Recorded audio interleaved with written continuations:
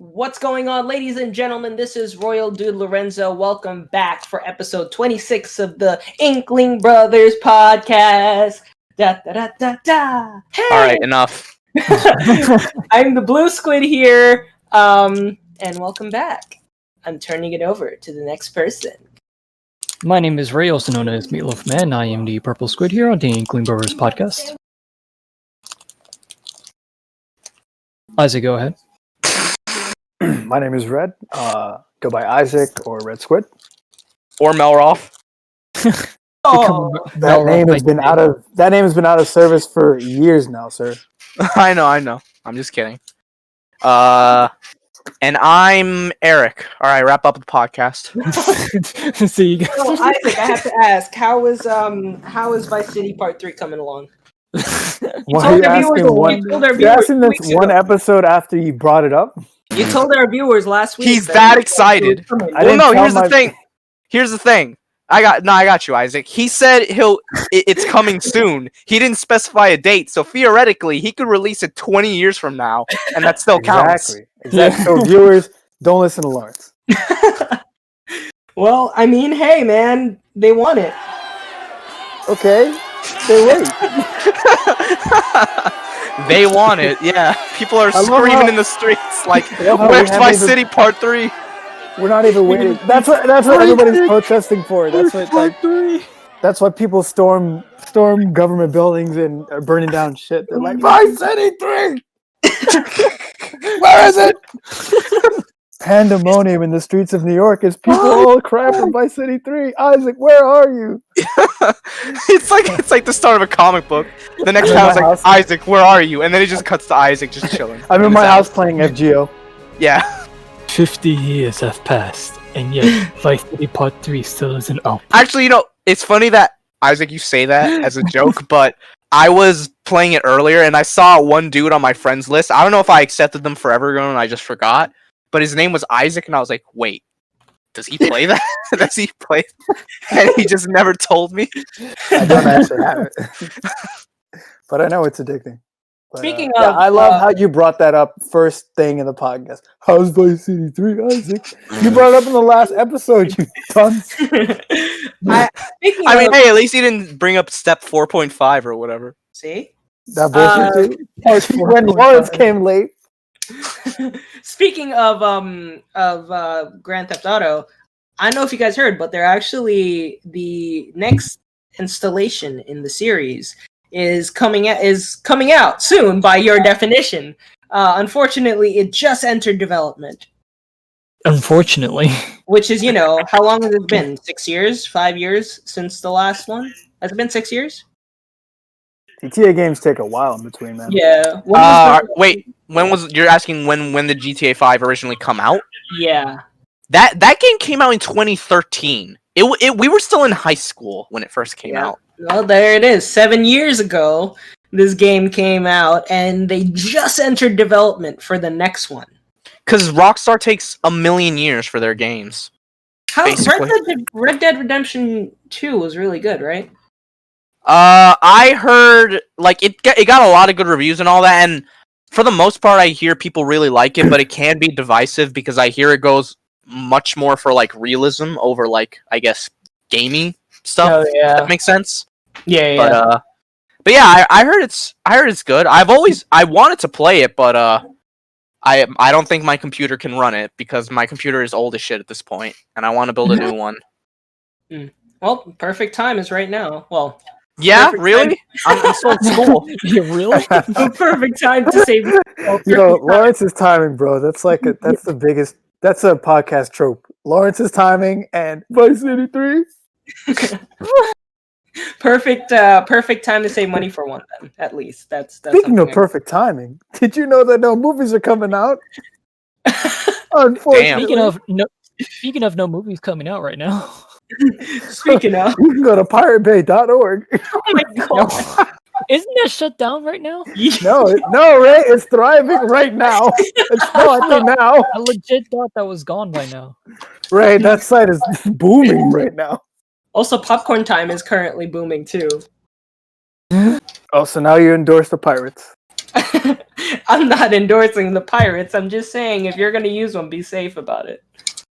Listen, if you use piratebay.org to download Vice City Episode 3, we will find you. Remember, only you can prevent wild pirates. Fires. It's okay. And you can prevent wild. Yes. But on that note, I mean, what have you guys been up to since we last spoke? Back to my house. Yeah. Nice. There you go. All right, that ends that topic. All right, moving on. I've been Speaking of locked in your house, just doing stuff for our channels, celebrating an 11th anniversary for the Fun channel. Oh yeah. And also, binge watching some Japanese Yu-Gi-Oh, because that's been a topic that's been on our minds lately. does that mean there's a Brazilian Yu-Gi-Oh if there's a Japanese one? Brazilian Yu-Gi-Oh. Why Brazilian? Yeah, well, because Ray was like watching Japanese Yu-Gi-Oh. So Well, I mean, he's talking about the Watching specifically the Brazilian dub. That reminds me of how there's like a Brazilian Street Fighter and Mega Man comic that are like what? Yeah, this is real, and they're way wilder in terms of characterization and continuity than the actual official canon versions of them. Is it this one, Novas Aventuras de Mega Man? Brazilian Mega Man. When you get a chance, look up Brazilian Street Fighter and Brazilian Mega Man respectively. It's the stupidest shit ever. Is it as cool as Mexican Iron Man? Wow, No, what is this? I don't even know some of these characters. It is Fun not fact. even cool. Most animes that are coming out, I think, on Crunchyroll have a Brazilian dub, aka a Portuguese dub. So Konosuba and ReZero have a Portuguese dub. Are you watching in Portuguese? I don't think I have access to that because of my region. I just need a VPN. NordVPN is a No, Just they because are not. Mega Man looks like Sponsor, he's on you're crack. not starting this shit again this season. But actually, it's funny that I bring that up because I remember we brought this up probably a while back, but a couple years ago, Eric and I went to Dominican Republic, and when we were on the And these assholes didn't say anything to us about the trip. My God, you're still on that, huh? You haven't let go of that. I'm on that because you guys didn't update me. The way I found out was I'm not even gonna bring it up. Sir, you The didn't way even he tell found- us you went to DR. Look, I see the could have pic- sworn. I'm just in the group chat that we're in. I see a pic of Lawrence and Eric inside the club, and I'm like, "Yo, Ray, you knew they went to DR? Oh yeah, they told me." Look, I thought we told you, okay? No, you didn't. Also, we didn't say it in the group chat. You just found out on Twitter, and then you were like, But that's Guys, fine. Ray, That's fine. It happened. guys, Lawrence and Eric are in DR. Wow, thanks for the It's been literally years, and he still hasn't let that go. I love how you say literally years, and that wasn't like a year and a half ago. I remember. It's been over a year and a half ago at this point. Yeah. But when we were flying over there, for some reason, when we were on the flight over there, I could access Netflix, which you can't really do on a lot of flights. But I remember that. He managed to watch a bit of Fresh Prince of Bel-Air. Yeah, because in other countries, the Fresh Prince of Bel-Air is available as long as you use a VPN. Yeah, I was or gonna say people usually do that. If you use a VPN, or if you're in a different country. So in DR, the Fresh Prince of Bel-Air is actually considered like normal to their Netflix. Okay. Compared to us, where we can't even access any of it. What do you mean normal? Normal Netflix? So does that mean there's a Brazilian Netflix? Why? What is with you in Brazil? Well, let me ask. Thinking about I don't know. I just brought it up. the thinking about Well, Netflix is just like there are Lawrence, certain actually, series that let me always ask, going to be on what's, Netflix. Was Fresh Prince of Bel-Air in English when you watched it there? Yes. Could you change the language? I probably, yeah. Gotcha. I just wanted to know, 'cause, like, if it's in a different country, like, I want to know, like, was it available in the English language or just dubbed? Yeah, no, it's available in the same English language. You can get subtitles in English as well. In fact, I downloaded a bunch of them at the resort before I left, and then when I got on the plane, I watched a few more before returning home. But as soon as I crossed into the United States territory, I got the giant exclamation point that says that I can no longer view these videos because I am out of region, which sucks. Yep. Yeah, I really don't like how Netflix just blocks certain shows depending on your region. That's so dumb to me. Yeah, and it's the same thing's happening right now with the new. I don't know if you guys have heard about the new Michael Jordan series that has been shown on ESPN. So around the country, it's called The Last Dance, and this series. Bold of you to assume I watch ESPN. Well, everyone, yeah, a lot of people are talking about it. It's one of the things that's dominating Twitter every time that they have a new episode, just because of people are stuck at home. But throughout the rest of the world, that series is already currently fully available on Netflix. You can just watch it. But in the United States, it's not going to be available until after they air all of it on ESPN.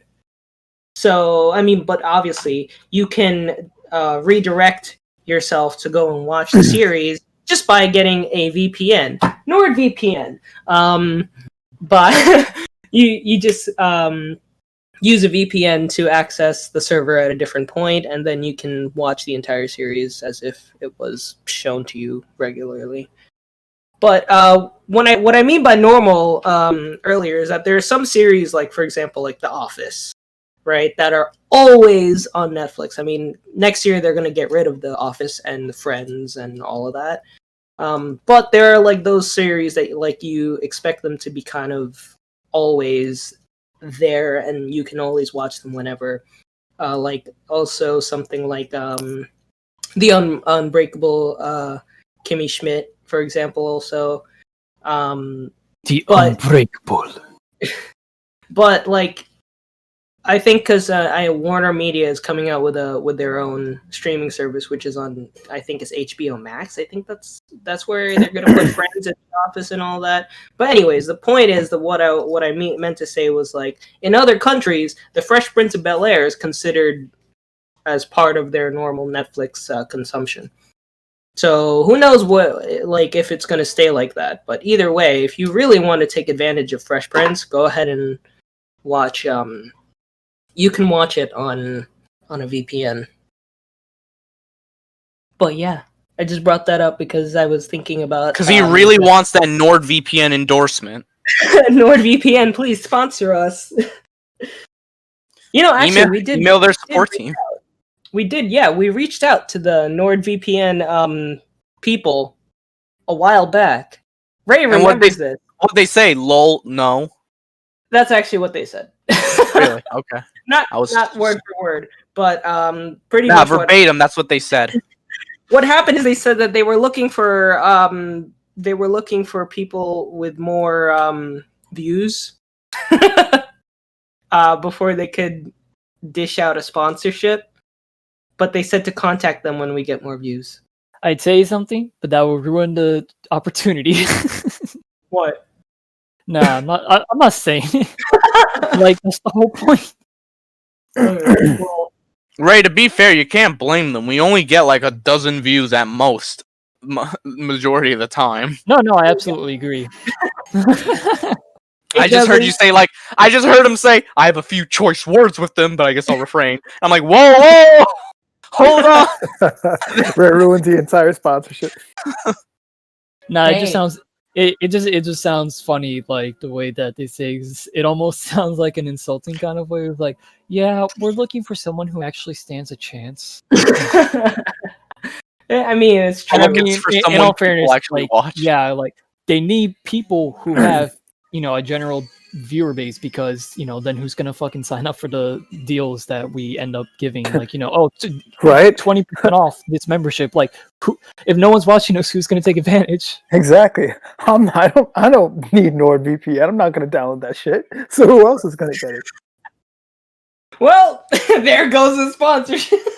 Oh no! By all means, Nord sponsor the podcast. I just won't buy your shit. Oh my god! There you But go. but yeah, what else have you guys been up to recently? Um, Isaac, what did you say right when Craig joined? By the way, I said hose. Right when Craig joined at the start when Lauren started recording. yeah. Oh, I said I said toes. I was wondering what that was because it got cut off. I heard like O's, and I was like, "What? Like Oreos?" Oreos. Why would they do that? Wow. Actually, wait. 50 cent. Speaking of Oreos, Are you What? for real? Are you serious? You're really gonna talk about Oreos now? Is that topic? Why would he do that? No, I'm not gonna talk about Oreos. But God, you're still referencing that story of mine. Dude, I still love that story. That story is great, in all fairness, so I don't blame you. But wait, which one? the one where I went to a movie theater and like some idiot was like I think it, like there was a dumb joke like, "Can I pay you in?" Movie. Yeah, and there was a dumb joke like, "Can I pay you in euros?" And one guy like behind me said, "Oreos? Why would they do that?" I just Pay a hooker in Oreos. Come on now, that's just high stupidity. I mean, why not? Bro, What, it's funny 'cause, like that the mention of Oreos in that episode, like that story, because the fact that I added some Oreos onto the thumbnail because of it, that got my friend into the podcast. It was like, "Yo, you guys are talking about Yu-Gi-Oh Oreos?" What? I love that. Yu-Gi-Oh! Oreos? What more can a man ask for? Shout out to our man Brandon. He watches the show regularly. That's Hey, cool. buddy. But I guess let's stop talking about our favorite Nabisco snacks and let's start talking business. So, My favorite is toes. God. So, as you all know, we are currently in a global crisis that has completely misshapen and completely thrown off the entire world. Yup, the loss of our Tims. The loss of our The loss of our Yankee with no brim. I don't know. You guys probably like Eric sent me this, and I also sent it to the group chat earlier. But like, there was that picture of the New York subway, and someone just left their Tims just chilling there. The Kims? Tims. Yeah, I know that picture. It's like a picture of like just Tims just standing there, and then like the caption is like, "The world is truly healing." It's like nature is roaming free. Yeah, I remember that. Like, it sounded like you said Kim's. Not gonna lie. Tim. But yeah. So it has definitely kind of disrupted everything in general. A couple things that I can think of from the top of my head besides that. I'm a big fan of like medical TV dramas like Grey's Anatomy and Chicago Med, and they had to, because they film their episodes I think every week, like a couple weeks before they actually release it. And so, that model didn't work for them this time because they stopped, they were at the season finale. Hammer time. They were at the season finale for both shows, and they had to stop filming early because Hammer of time. Oh my gosh. because of the circumstances. Yeah. And so, for example, for Grey's Anatomy, they had to end 3 episodes earlier, which changed completely how they were going to end the season. Same with Chicago Med. They had to end much earlier, and they weren't able to really finish the season the way they wanted to. Rip. That sucks. Yeah, and I'm sure it's not the only show. I'm pretty sure shows like maybe Brooklyn Nine-Nine have also stopped. Yeah, a lot I of thought TV Brooklyn shows Nine-Nine have was a been- comedy, though. Yeah, it is. Okay. Yeah. But just in general, shows in general, they've also had to stop recording, and kind of like even one of the ones that I think Hammer time. is really I think super different. They're doing Saturday Night Live live from home. You still watch that? Occasionally I do. But that got so boring to me. Like years once ago. they got rid of a lot of the people who like make that show what it is, yeah, it definitely. I tuned out of Saturday Night Live sometime in high school. I don't remember when exactly. Yeah, me too. Like I just thought it stopped being funny forever ago, which is why I'm so shocked whenever I hear people mention it. I'm like, oh wow, that's still a thing. Yeah. Still fall in line. Every time we go out on a Saturday night, we are always like when we pass by the Nintendo New York store, people are still falling in line, even in like the worst weather conditions, just to get onto Saturday Night Live, just to watch the show live. So it's like, it's pretty interesting that there's still like essentially, I don't want to call it a cult following, but there's still like a huge following for it. They're normies. I was just about to say it too, because people have no taste. Saturday Night Live or like SN Big L. Hold the L. Hold this L. You dropped it, Sam. You dropped this L, bro. It's weird to think of Saturday Night Live being that's not my L. Like Yo, from home. Now that we brought this up as a topic, can I just say I find it really weird that like, all right, so talk shows, okay, like it's fine to be doing like episodes from home, like it's like us doing this podcast, like we're. What is that in the background? Sorry, Ray. What is that going on? What the heck? All right. Ray, go ahead. Okay. I don't know what that was, but so yeah? No, I'm trying to get my So I remember now. So it's fine for like these talk shows to be doing like all these like shows from home, because I mean like their talk shows are kind of like the original quote unquote podcasts and all that. So that I can vibe with, just doing it from home and all that, and just getting new episodes in from there. My thing is, why are some of these drama shows now doing like episodes like from quarantine? So I say this because I think there's a CBS show, I think All Rise, I think it is, where they're doing an episode that takes place. I thought you said all that. No, not all that. Although I will get to Nickelodeon in a minute, though. So there's the CBS show All Rise, which is like I think is like a judge and all that, and it's like it takes place in like a courtroom.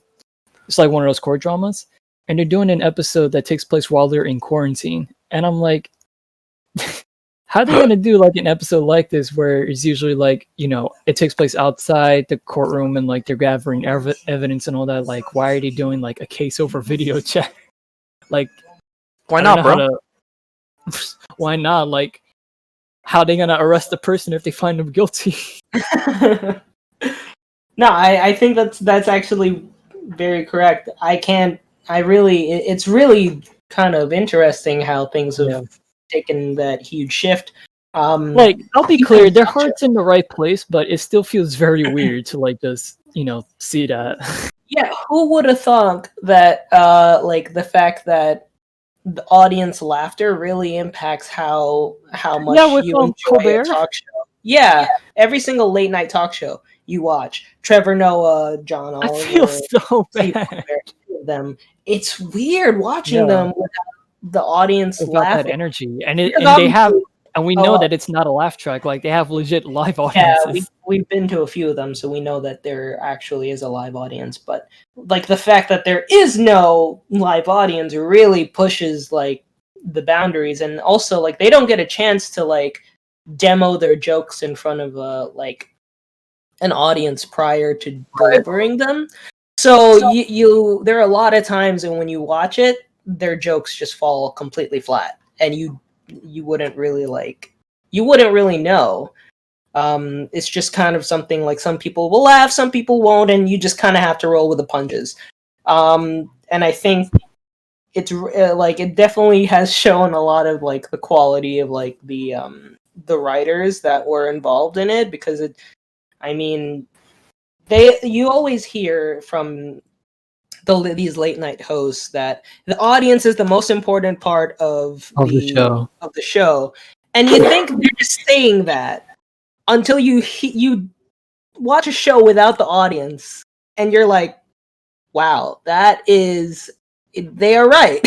You really need the audience because they're the ones that really control whether or not someone at home is going to react to that joke, or someone at home will like feel anything. Like I find myself watching any episode of John Oliver and his white void of news that I thought you said nudes. that I literally am just watching. Like I'm watching the news.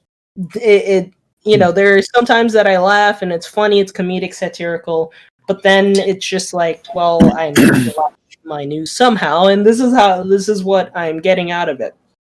So it's definitely different. Yeah.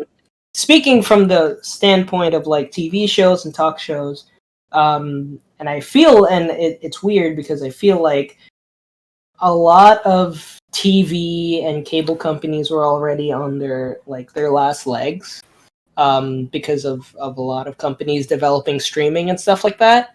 And I'm just trying to understand the effect at the moment. Like, is this entire thing, like, clearly it's beneficial for places like Amazon or places like Netflix because people are at home. But I mean, now what do you guys think? Do you guys think that people staying at home is a good thing for both cable companies and streaming services, or just the streaming services? I mean, evidently, it's benefiting both in a way. At least, well, for streaming services, they probably have like a whole backlog of content that they plan to make public anyway throughout the year. So, the quarantine happening is probably just like very convenient for them. In terms of cable and satellite television, though, that's another thing entirely. Like, they're still getting viewership, obviously, because more people are home and watching stuff on TV. But, for the most part, other than, like, characters in quarantine, like, doing episodes, we have channels that are now replaying movies. Like, CBS just started doing Sunday night movies again. And, yeah, a lot of channels are just showing, like, old movies that maybe you missed out on in the theaters, or maybe you don't own on DVD. Or maybe you don't have a subscription service. There's still people that don't, so that's a way to view old movies. But I think streaming content, I would say, like, both sides are benefiting, but streaming more so because they have plenty of new content to go around that was filmed way in advance. Right. And they have the whole. When it comes to Netflix, it's either they release one episode per week, or like they have the whole series just unloaded on there, so you can just binge watch through that. Right. And that'll keep people busy. What about you guys? Yeah. I don't think it hurts anyone. If anything, I think everybody wins. Everybody who's in entertainment wins. The podcast wins. We're talking to Jeff. Podcast wins. It does, and here's my point to that. We were talking to Jeff from another member of the Ramen Pack, who he was telling me that ever since the quarantine started, the lockdown started, his viewership went up. He was looking at his YouTube analytics. Yeah, I noticed that too. The view count has gone up significantly since then. And I posted an article in a group chat a while ago, and it said pretty much that after the lockdown started, games in general have been, like, gaming has exploded, and esports has exploded in views on YouTube. More people are at home watching streams, watching games. They're just watching stuff. So I don't think it hurts. Your question was like, who does it help? I don't think it hurts anybody. So I feel like it helps more. The first part that you asked about it helping, if TV and cable companies are probably hurting from this more, I don't think so, to be honest. I think if anything, even if like Netflix and Hulu are, they have more subscriptions than to like to HBO through their TV service, I still don't think that the networks and like the big companies are losing out, because they still, at the end of the day, they hold the most in licensing and contracts. But I think in general, it helps everybody. It helps all the people in entertainment. Right. Yeah. What about you, Eric? I don't really know. I haven't thought about it at all. Mostly That's because I have been too busy these days. All right, that's fair. Yeah. I think it's just like, my thing is like cutting the cord, for example, was a huge thing. I feel like everybody, before the quarantine was saying, I cannot wait. I don't know why we have cable. There's no reason for us to have cable. I don't even watch TV anymore. I just now watch. they need it. And now, it's kind of a combination of the two things because people want to watch the news or people want to re-engage. People want to watch the news about how terrible it is in the world. They want to see the world fall apart. That's how bad it is for them. Jesus. Yeah, but also like I said, Lawrence, SNL. What's funny is like that, there was this huge like movement essentially of people saying, I want to cut the cord, I don't want TV anymore, and I just want Netflix, Hulu, and maybe I'll pay for like PlayStation TV. Like PlayStation TV, or I'll pay for oh my like God, that was terrible, or something like that, so that And I now can they're still like, get. wait, no, please don't cut it. But the only reason I need my cable company is so I can get internet, right, and reliable internet. Give me But content. You'll get your content when you fix this damn door. the other day I was and I was kind of funny. I was scrolling through channels because I was bored, and I saw that USA was playing Captain America: Civil War. So I said, you know what? I am just gonna sit here and watch this. And it turned into a whole movie night because after I watched that, I went and I watched Endgame right after. And I was just like, this is something that I never really get to do when I'm not at home, is that I'm not at home. I don't get to watch movies and enjoy TV, enjoy what I have at home. But now it's like giving me a good chance to really like enjoy watching Netflix, enjoy watching YouTube, enjoy watching any of the movies that I've picked up over the years that are just sitting in their Blu-ray cases, or any of the above. Even giving me a chance to play all the video games that I missed out on. It's been a really good. I don't want to say rebirth or renewal, but it's been a good time, I think, for me to kind of keep my mind off what's going on right outside the window, for me to just sit down with my Switch and play on a deserted island for 2 or 3 hours.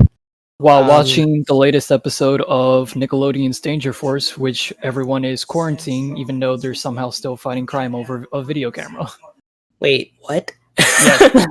This is a real thing. Like, there's an episode of Danger Force, which is a spin-off. Hold on, what is Danger Force? Is a spin-off of Henry Danger. Oh my god. So, just to be brief about it, what happens at the end of Henry Danger is that Henry, quote unquote, dies. Reed doesn't really die. What happens is that he saves the world, but he kind of fakes his death so that he can just live a normal life. Oh my god. And now Captain Man just has like 4 kids as like part of his team now that have superpowers. And so that's Danger Force in a nutshell. And now they're doing an episode that takes place in quarantine. And somehow Captain Man has powers where he can punch people through video chat. Bruh. This is real. Like, look at Nickelodeon right now. So let me just get this straight, because I somehow don't really understand Nickelodeon live action TV shows anymore. There was a time when everything seemed almost satirically realistic in the Nickelodeon live action shows. And then we're here, where everything is totally unreal and totally outside of the realm of like realism. Not that we want any. I mean, imagination's cool, but I feel like when you you kind of are you're pulling a little bit of the strings, Right. Like, I don't know. I was never a big fan of Henry Danger, to be honest with you. I dropped the Snyderverse. Yeah, there you go. I was waiting for someone to say it. I dropped the Snyderverse basically like after Victorious ended. Like I didn't watch anything past that. I gave Sam and Cat a chance, and like I couldn't. I actually watched all of Sam and Cat, years later. Like while we were doing the Victorious rewatch, I watched it because it's only like 40 episodes. And I had some free time, and it was on Netflix. So I was like, why not? I'll see what I missed. And in all fairness, it's not like god awful or anything, but like not. It's just it just sort of ends abruptly because it got canned. It got canned like after not even a whole season, so it just kind of ends abruptly. Yeah, like the final episode is not really much of a final episode, right? Also, was Game Shakers part of the Snyderverse too? I don't think it is because you said that Nathan Kress shows up out of character at one point. So and he's not Freddy. He's not Freddy. No. Why'd you say it like that? He's not Freddy. They were like trying to ask him. They're like, wait. So does he like Carly or does he like Sam? Like, what happened? And he's like, guys, it's a role in the TV show. Instant confirmation. Alternate universe. It like really, there are a lot of moments in my life where it really cements just that my childhood is completely over and how like almost old I feel despite only being 23. And one of those moments is when I found out Nathan Kress got married. Yeah. What? Yep. Oh, fun. And Daniela Monet had a child. Yes. Yeah, she did. I was just like, what? And she's who's that? I don't know my actress. Trina on Victoria's Tori's sister. Yeah, she's doing an ad campaign right now with this. I mean, most of those actors are like in their 30s now. Yeah, so it's like it makes sense. It's just so crazy to me because I remember when like iCarly first aired back in like 2007, I think. I was still in middle school. And like Nathan Kress hadn't even gone through puberty yet at that point. Yeah, he had the high pitched voice. Yeah, he still had the high-pitched voice and everything, and then, like, all these years later, I hear like, the iCarly actor is getting married, and I'm like, what? I still remember when that show aired!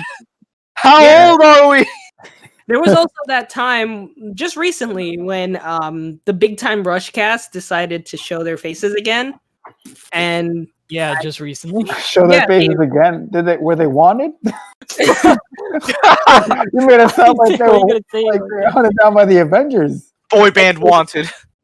Well, they were, they came back to help fight. They reactivated their. They came back to fight Dan Snyder. They fucking tweeted on their old ass Twitter account that hasn't tweeted in like 7 years. We're back. I was just watching. I'm looking at their Twitter account, and like the last tweet is from like 2012 or 2013. I'm just like, what? Damn. And then they're just like, soon, coming soon, and I'm like, Vice City Part 3. What do you mean? Yo, collab with Big Time Rush, Vice City Part 3. So, like, what do you mean by coming soon? Like, seriously. But they came out with a nice message, just wishing everybody well. I do hope. I mean, like, part of me, because I feel still attached to my childhood. What is happening there? Me being attached to my childhood still, I want to hear Big Time Rush music again. I mean, obviously I can listen to it at any time, but I'm talking about like new music. I was gonna say like there's a thing called like YouTube and iTunes. Caesar's channel. Caesar's channel, yeah. He's not wrong. He's not wrong. But it was refreshing to see them come back together. Just like when I watched the Death Note movie, and then I saw Nat Wolff play the part of Naked the Naked Brothers Band guy. Yeah, I have not seen the Death Note movie, and I still won't watch it. Good. I'll check it out. I think that Netflix movie is a fucking ride, dude. It's guilty pleasure. I will say though, the best part about that movie, unironically, is Willem Dafoe. Yeah, Willem Dafoe. I think Willem Dafoe was fine. Like he was good as Ryuk, and I think I remember liking the Light's dad. I thought he was fine. Like the actor did an okay job, but outside of that, it's just like, wow, fucking Light Turner. This is Light Turner. All the fucking Fairly Odd Parents memes that spawned after that. They gave him such an American ass name, dude. It is Yeah, really it's so because it's literally like those old ass like localizations of Japanese games and like anime. If 4Kids dubbed Death Note. It would be like that. They changed Light's name to Turner and all. It'd be exactly like that. oh my god, could you imagine if 4Kids dubbed Death Note? It would be a failure. There's videos talking about like what they would do, like how they would rename it. Like I don't know, like there was one, like if you look it up right now, like if 4Kids like censored Death Note or whatever it was. What the hell would they do? The entire show's about death. Shadow Realm mode or something. Yeah, I mean, like if you guys remember, like in the original Yu-Gi-Oh dubs and everything, like they don't really talk about death. But if you go and watch the Japanese subs, they're just like, "Yeah, I'm gonna kill you." To be fair, they did in the Pyramid of Light movie, they had an Anubis be like, "It's now time to die." Yeah, like for whatever reason, 4Kids was not as heavy on the censorship on that movie. When it came to the movies for Yu-Gi-Oh, they were like, "Yeah, let's go all out." Like there's no rules. So like you literally see Yugi get stabbed. Yeah, and you see the blood too. Yeah. It's like As a kid, I was shocked when that happened. I was like, wow, what the hell? Yeah, I was just like, whoa, that's something I didn't expect. And then years later, you learned that fucking Merrick's dad was stabbed in the back and yeah. Skin removed. So I have a funny story. I was a dumb kid when I was young, and I thought like I don't know if I want to say dumb. I guess just naive because I was really young, so I didn't know any better. Like as a kid, I thought everything turned off after midnight. So like literally like all electronics would not work because I would always go to bed like at 10:30 or something at the latest. And like one of the things I thought when I was young, I thought like every show I watched was from the country I live in. So if I was in DR, I thought it's like, oh, this is from DR. It's like, oh, if I was in New York, it was like, oh, this is from America. And you know, Yu-Gi-Oh obviously aired in America via 4Kids, so I thought it was like an American show. And it didn't click in my head that like, you know, the anime art style should be a dead giveaway. This is like a Japanese property. But I remember, like, I was watching Yu-Gi-Oh! On YouTube because there was a YouTube channel that I still remember to this day that was uploading every episode of Yu-Gi-Oh! In, like, chunks of 3 parts. Because back then, YouTube had a 10... Episode 93, part 3. Yeah, because back then, every... Part 2 out of 3. I tweeted about this the other day, like how back in the day on YouTube, like in 2008, you would watch Naruto episode 29. In 3 parts. Oh my god. In like what a throwback. 240p. Yeah, and... Because back then, without widescreen support. Yeah. Because back then, YouTube was a lot more lenient with stuff like that, but also back then they had a 10-minute time limit on their on their videos, which is why every anime episode, like if it was uploaded, would take 3 parts. The third part only being like 3 minutes because you know each episode is only like 23 minutes or so. But like I remember I was watching that, and the title was something like Yu-Gi-Oh! Episode 3, Part 3 of 3, English dub or something like that. And I guess even that part didn't click in my head. It's like, English dub? What does that mean? But eventually, like, while watching the series, I noticed on the sidebar, there was one video, it's like, Japanese sub. And I'm like, whoa, they aired the show in Japan like an idiot. And then I click on it, and it's the episode where Merrick kills his dad. And I'm like, what is this? I was so shocked. Because in the American version, obviously, he just sends him to the Shadow Realm. But then in the Japanese version, he just stabs him. Yeah. But in the Japanese version, he just straight up stabs him. He dies. And I was so shocked. He gets his fucking skin removed off his body, too. Yeah, the manga is dark as hell. Like, you'd be shocked. Yeah. But, yeah, that was how I learned about Japanese subs version of anime, I guess. That's when I figured out, oh, this is not an American like show. This is Japanese, and it was aired over here, like it was dubbed over. Okay, that makes more sense. Yeah. No, exactly. And I remember back in the day I had to watch when I was still a musical theater kid. I used to watch, as part of our role, we had to watch the movie to just kind of like get a feel for how the show was, especially if it was a show or a movie musical we haven't ever like heard of. So I had to do at the time it was Newsies, and somehow it did, because people didn't really care about copyright. I had to watch every single part for the Newsies movie from Disney, which by the way still holds up really nicely. It's a really good musical. If you have the chance, go watch it. But I had to watch the entire series on YouTube, and I would watch it. It came in like I think 11 parts, and each part was like 10 minutes. But I had to watch each and every single part of it, and I remember I would just sit here and watch every single part whenever I needed to. I also did that when I was still in middle school, and I needed to watch the Amistad film for my social studies class. And because I was absent the day that my school was showing the film, and I had to do a paper on it, I sat here and I watched every single part by part, on YouTube for the Amistad film. So, really funny how that ended up. Also, I would somehow get trolled into a bunch of YouTube poops by looking for the next episode in the Yu-Gi-Oh! Abridged series. Did you think those were part of it? No, every time I was looking for the next episode of the Abridged series, it would say like, "Oh, episode 53," and it was just really a YouTube poop. Yeah, people used to make up like fake abridged episodes back then. Poop! Yo, but I thought for a second you were about to say that because you were mentioning earlier you had to watch like Newsies and all that, and I thought you were gonna say like you were trolled into watching YouTube poops of Disney's Newsies.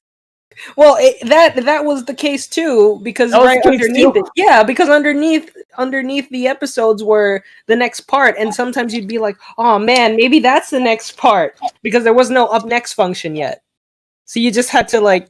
Usually, the way I circumvented that is that I just saved all of them into like a playlist. I think playlist was still available then, or like favorites, something like that. And this was on my very old YouTube channel. This was Lego Pokemon Lorenzo 97. Shout out to the old days. The old days. But now it's like, we have all these playlists, and I have a watch later playlist. I have my favorites playlist. I have for my anime episodes and all that. But back then you couldn't do that, and so you had to kind of sift through all the uploads, and you had to find the one that was by the same user and all of that. Like you had to really like vet every single one of your videos. Now it's really easy to tell because there's a plain X function, and but yeah. I'm actually right now. I'm just still going through all the Yu-Gi-Oh! Original. I can't believe this guy's actually gonna try and watch all of OG, GX, and 5Ds. That's a lot. It is. Yeah, I'm looking forward to it. I have been meaning to do it for a while. Of course, I'm not gonna do it all at once. Like, if there's something else that... Nah, bro, just take 14 weeks and do it all in once. If there's something that needs more, like, precedence, like if I should watch, like, a movie or something like that, or, like, something... I'm eventually gonna watch everything, too, but, like, not all at once, though. Yeah. I mean, I might do it years later, like, when I'm a dying old man, and it's like, oh, I remember Yu-Gi-Oh! Yo. Yeah, the only reason I'm doing it now is because, like, I've really, like... It's not the fact that I'm at home all the time, but it's just like, you guys talking about the series and the video games and the cards. I literally only started talking about it because Caesar started talking about it with me. Yeah, like, damn, now I'm getting nostalgic. Yeah, and I got nostalgic. Caesar's a huge Yu-Gi-Oh fan, and so I was like, you know what? I'm gonna fall in on this so that I can just like kind of relive a little bit of the magic. And then I just realized all the goddamn plot holes in the first arc of the well, yeah, because like Duelist Kingdom, they didn't even have the rules finalized at that point, so they just made shit up. Like, even in the first episode, they would start like with this magic card, and it's very clearly a trap card, like because it's like purple. Yeah. Like the card art. Yeah, I remember. And I'm like, wow. Even the first episode, like, is getting stuff wrong. Yeah, I mean, look, I appreciate it. I really do. But I think at this point, at the beginning, I didn't actually intend for me to watch the entire thing. But then, as I kept going along, I started noticing a lot of things that I was just like, "Hold up, what the hell is going on here?"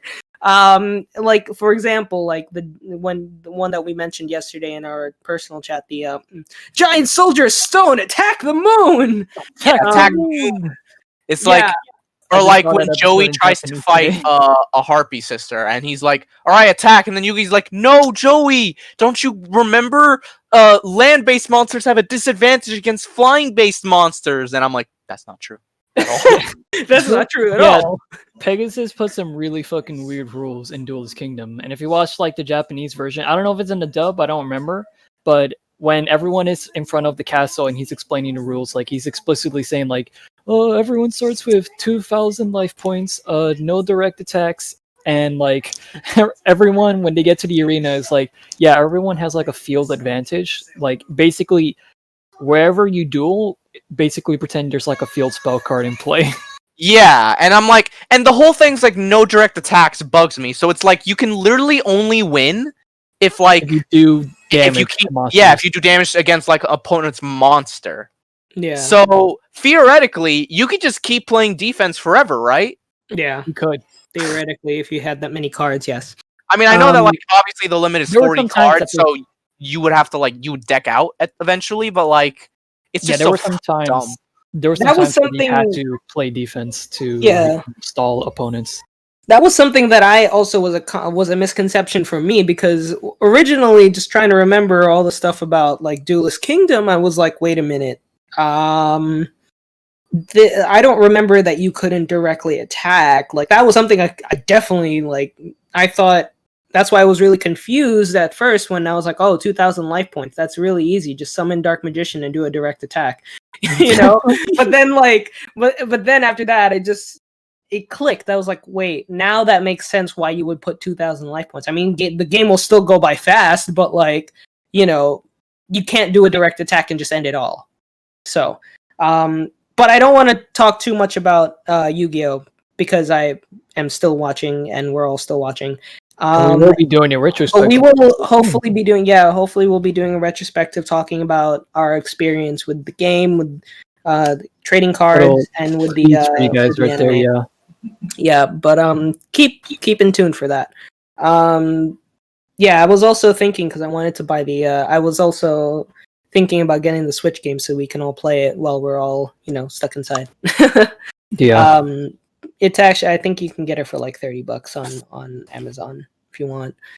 Get it delivered, or you could just get it digital. But personally, I kind of want the cards, so the choice is yours. But what the hell were we talking about?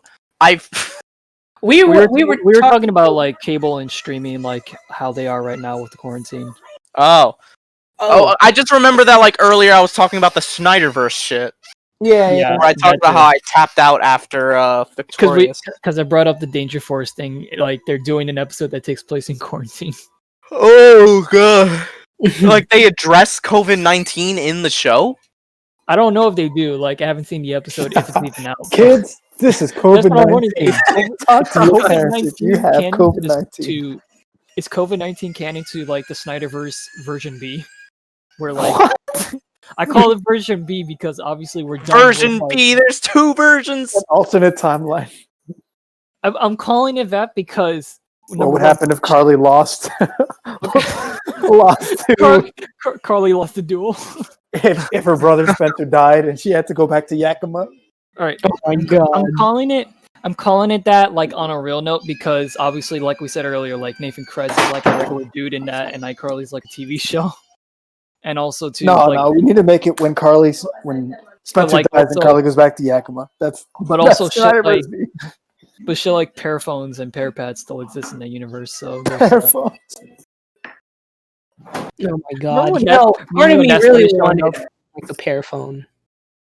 Remember the giant ass Parapads in the show? Yeah. That? I never understood that. That along with like the weird ass shapes for the Paraphone. Yeah, for the pear phone, where they literally make it in the shape of a pear. I'm like, that looks really awkward. Can you imagine like an Apple iPhone being shaped like an apple? I'm wondering, like, how do you, like, if you use a screen recorder app and you put the footage from your phone into a video editor, does the shape of the video come out pear-shaped? I don't know. That'd be some video camera right there, though. Yeah. Yeah, but for some reason, they always end up breaking. Like, I feel like there are so many times in the series That's probably where a commentary on, like, how Apple products break easily by mishandling them. but I feel, yeah, you're right. I was about to say, I'm like, wait a minute, does it really happen that? Yeah, it does. I was just thinking, I'm like, wait, putting this shit in their back pocket. How often has Isaac broken his screen? I can't remember. Why you gotta call Isaac out? Yeah, his mic is muted. Like, what the hell, bro? He's the only Apple user of all. He can't even defend himself right now, and you're calling him out. Oh, I didn't even see that. He's gonna hear this later on, and he's gonna kick your ass. He's gonna watch this like when it comes out in 2 weeks, and then he'll just kill you. And he'll be like, "What the fuck you say about me?" Yeah, but okay. But yeah, it was just like really.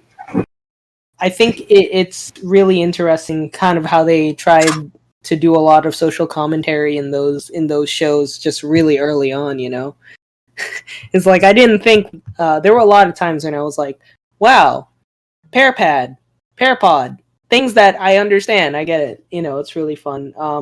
What was the name of the flip? Those sidekicks that they had in Zoe 101. Zoe 101. Techmates. And I called it that for the longest time. I thought that was actually what they were called in real life. So when my brother showed me his, I was like, "Oh, nice Techmate," and he's like, "What?" And I'm like, "Yeah, Techmate. That's what they're called, right?" It's like, "No, it's a sidekick." And I'm like, "Oh." I low key really wanted one when I was a kid. Yeah, me too. They looked so cool. Yeah. I mean, just the fact that you had the whole keyboard there was really cool. Yeah, right? Yeah. And like how it flipped open, like you wanted a Techmate? You could go on the internet. Yeah, I wanted a Techmate. What was cool, you know, back in the day, because Can you imagine someone using that now? I haven't seen a sidekick in like they made literally a decade. I Android. think.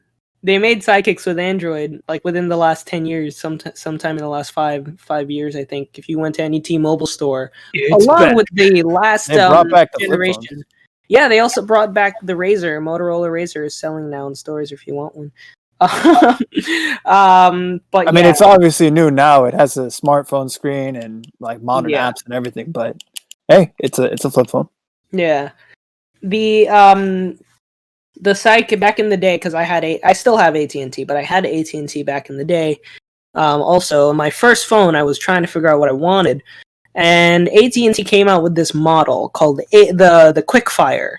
Okay, you know, AT&T was really big about creating these really weird names to talk about their latest products, which eventually translated into Samsung doing the same exact thing with their products, which they had the Infuse and they had the Galaxy series. But the Quickfire was AT&T's brand of a sidekick, because the sidekick was only available for T-Mobile customers. I remember that was the biggest disappointment. That was the biggest draw. Yeah, of T-Mobile. Exactly, and the only way you could get the sidekick was if you went to T-Mobile. My parents had T-Mobile a long time ago, and they didn't like it, so they were like, no. So I stuck with AT&T. Eventually, I ended up getting a touchscreen phone that wasn't a sidekick, didn't have a keyboard, but I still remember that phone because it had like, you know, all these really cool features on it. Of course, it had the sliding keyboard, and it was, you know, you could surf the internet. Like, it was way ahead of its time, and also came at the right time also. But unfortunately, it clearly didn't. It came also, I think, too late, because that was around the time that Android phones were just starting to hit the market. But yeah, I really wanted there was a time when I wanted a BlackBerry and I wanted a sidekick. Yeah, BlackBerry wasn't like the next big exciting thing, I think, after sidekicks. I remember Ray had a BlackBerry, And I was like, I knew a friend who had a BlackBerry even in high school. Yeah, because people wanted to use a BlackBerry Messenger to hit up their friends. They came out with a touchscreen version of the BlackBerry, which I thought. Yeah, but that was the last BlackBerry ever, because it sold really poorly. I actually had a friend in high school who had it though. Yeah, me too. He was the only one I ever knew who had it. It looked cool. I'll be honest, it looked cool, but yeah, I mean, it didn't look too bad. Yeah, unfortunately, the only people that use BlackBerries nowadays are like people who not even anymore. I think now they just people who still live in 2008. Well, for a long time, apparently, like the president gets a BlackBerry, but now I think the last time that was Barack Obama in 08, bro. Yeah, yeah, I was about to say, like, you're way off, bro. 2008, bro. Oh, the president. You're trying to say Trump has a fucking BlackBerry? Hell no. But how much he tweets and shit? Yeah, maybe. Well, doesn't wait? I feel like on his Twitter, if you go, it says Twitter for iPhone too. I feel like maybe I'm bugging. Twitter for iPhone. Yeah. The funniest thing that, in regards to the whole Twitter from whatever phone thing, is I remember there was like an Android account, like an official account, it had the check mark and everything, but the tweet said sent from iPhone, which was the funniest thing to me. Yeah, because it said sent from a Nook phone. Bro, the funniest thing about that for me is that if you have like a roleplay account on Twitter, like you're playing as a fictional character, that breaks the immersion if you pay attention to that. Like it's like sent from Twitter for iPhone. Yeah, no, it's also funny because I've gotten a lot of professors who, they get a response from me and maybe late at night or something like that. And, I guess to show that they're not really answering questions at that time, but they saw that it was urgent enough that they had to answer. They'll answer using their iPhone, and then they'll just leave the sent from blank's iPhone in the closing message for the email. And I'm just like, well, that means that this guy's either in bed or something like that, and I just disturbed him with my probably not as urgent question. I still remember when like iPod Touch first came out. I was like amazed, like, whoa, what is this? And then I found out they made like a version with like a phone, iPhone. And I was like, that's incredible. Things can't get better from there. And that was the Wii. Things can't get better. Wii phone. Things can't get better from here. That was literally me with everything. Like I was so easily amazed as a kid. Just stop making shit, Xbox. You can't win. You can't. I was so easily amazed as a kid. Like I mentioned this in an earlier podcast when we were talking about like Jack and Daxter, Sly Cooper, and Ratchet and Clank. I remember playing those games on my PS2 on my fucking tube TV, my tube standard def TV, and thinking, games have hit their peak here. Like there's no getting. We cannot. This is the pinnacle of technology. Yeah, that was me. That was literally. Yeah, you sound like Steve Jobs whenever he shows off a new iPhone. Yep, we did it. We literally did it. This is the iPhone. Sheen, this is the 7th time you showed the iPhone in class. But this is the iPhone 7. This is a Fire Emblem character. Sakurai, you showed us 7 Fire Emblem characters over the last 3 years. Wow. Yo, like real quick, since you talked about the president and Death Note, did you guys read the Donald Trump Death Note one-off? Yeah. I remember that. No, there's a one-off. So if you haven't read it, go read it. There's a one-off manga of Trump after he pays $1 trillion for a Death Note. This is from the official like Death Note creator, like and everything. Yeah, it's a sequel. Send it to me. Donald Trump is actually in it. Yeah, he's in it, and he's just like it's hilarious the way it goes in the ending because it really works in this scenario since in the original manga the U.S. president is a character. So yeah, he doesn't have a BlackBerry in this manga, by the way, Lawrence. No, I just checked. I just checked just now. Oh yeah, he doesn't have a BlackBerry. See, confirmed. On his tweets, it says on his tweets it says Twitter for iPhone. So. Oh okay. You really checked it? Yeah, I did check it. I just wanted to see. He's gonna disinfect his computer now. Yeah, I have to, unfortunately. But someone send me that comic. I need to see this. Hold on. Death Note. I guess I can find you the panel. Yeah. Where he shows up. While I do want to talk about that, I also do want to bring up that somebody is definitely playing Jumanji with us. Because this past year has been really strange. I get it. Yeah, literally people are playing. They're literally playing. Someone's playing Jumanji with us. Because how in the world did we almost drop into World War III? Kobe Bryant died. Coronavirus. Murder hornets. Oh yeah. Countries on the verge of collapse. Nintendo got hacked. Businesses all over the place being shut. Fortnite and Travis Scott. Last of Us Part 2 is fucked. Yeah, Last of Us Part 2. That's the last of them. I'm not trying. I really want to avoid being as political as possible in these podcasts, but it's really hard. Last of Us 2 sucks. It's really hard to do that when that's the political stance. That's the joke. But seriously though, it's really hard. Donald Trump. Last of Us 2 sucks. I know that's his next speech. I do think it is campaign actually like very difficult to do that these days. Just when we can pretend like we aren't political at all, and that's fine. I don't want to get too much into the politics of it, but this year is definitely not the year that anyone expected it to be at all. I think I remember walking into this year and I'm like, yo, this is the joke that everybody I remember everyone was like, all right, bro, start of a whole new decade. Let's do it. And then this is how it starts. And then everybody's like, yo, 2020 finna be a movie, yo. And then after that, it's just everyone's making jokes about it's finna be a movie, but no looks like these coronavirus creatures really mean business. People in late 2019, and I double checked, this is actually true. People in late 2019 were posting memes about how in the 1820s and 1920s there were plagues that were killing people around the earth. Yeah, and it was like a meme with The Witcher on it, and he was thinking 2020. Fuck. I'm gonna post it. He was right. Yeah.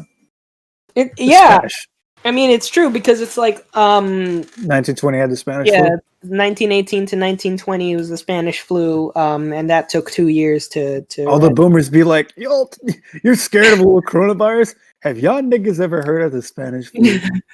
Oh my god. Yeah, but it's also 200 years ago, I don't remember what, but I think it was one of those viruses or bacteria that's easily cured today. But yeah, bro, something big. A distant family member of mine was watching a video about a conspiracy of the coronavirus being made in a Wuhan lab. Yeah, I've seen that. I can't. If I counted the amount of times on my hand of how many videos or links I've seen passed around the internet of it being made in a lab, now I'm gonna lose my mind. But one of my friends tweeted it, and what? Go ahead. Wait, do you think it's possible that that's true? I said, all right. To be fair, I said anything. Honestly, at this point, anything is believable with how crazy 2020 has been. But then again, I don't believe it's conspiracy. Yeah, I was gonna say. All I was gonna say was that a friend of mine actually linked one of those things in a group chat of ours with some mutuals, and she was deadly serious, thinking that this is actually true. It was all just a ruse, a whole ploy to it was created in a lab and all that. I'm like, I don't know if that's true. I'm just gonna say that now. Yeah, I've heard those too. Did they hide something? Yes. Did they create it? Probably not. Probably not, yeah. I mean, it's easy to manufacture a virus, but I don't think they had that. See, the thing is, it's too destructive for me to think that this was something that was planned, Yeah, it literally hit everywhere. It came from China. I think, you can... The way that Donald Trump says China. a couple years ago, I did some research on how you can program a virus to like try and kill cancer cells. Just it was something I was really interested in. And you wanted to make a virus. It's supposed to cause cell death for cancer cells, particularly cancer cells, targeted cell therapy. I thought you were gonna say it's supposed to cause the cell games. Oh my god! Well, no, Isaac. The cell games have been canceled because of the coronavirus. Could say. And so it's not hard to try and program a virus, but it's hard to program a virus of this magnitude, I would say. And so I'm not at all saying that they manufactured it at all, because I feel like it's just total hogwash at this point. But hogwash. China. It's really the entire world is just feeling from this. There's been a lot of like these benefits and music stuff, and it's all like artists performing from home, which has been actually kind of fun to watch sometimes. I've been watching. There was the other day, Lady Gaga created a concert that benefits the frontline workers, and SpongeBob was there. He's real? Yeah. It was an SpongeBob's real. So they took an excerpt from an episode, and I guess they asked Nickelodeon for help, like for copyright or whatever. But yeah, so they were able to show a scene from SpongeBob. I think it was the episode. Are you ready? Are you ready now for the Krusty Krab training video? Yeah. Like, make sure you wash your hands and don't forget about the knuckles. You and me. Yeah, it was about washing your hands. It was like, yeah, and you gotta wash. Remember your fingernails. That exact clip. He comes out with no hands. It was actually really cool, but obviously it was not taped. Just primarily for using old footage, yeah. Yeah. Which was really cool to see, overall. But lots of things are going on. One of the things that I wanted to bring out today, I think, is something we talked briefly about earlier in the podcast, but also last week.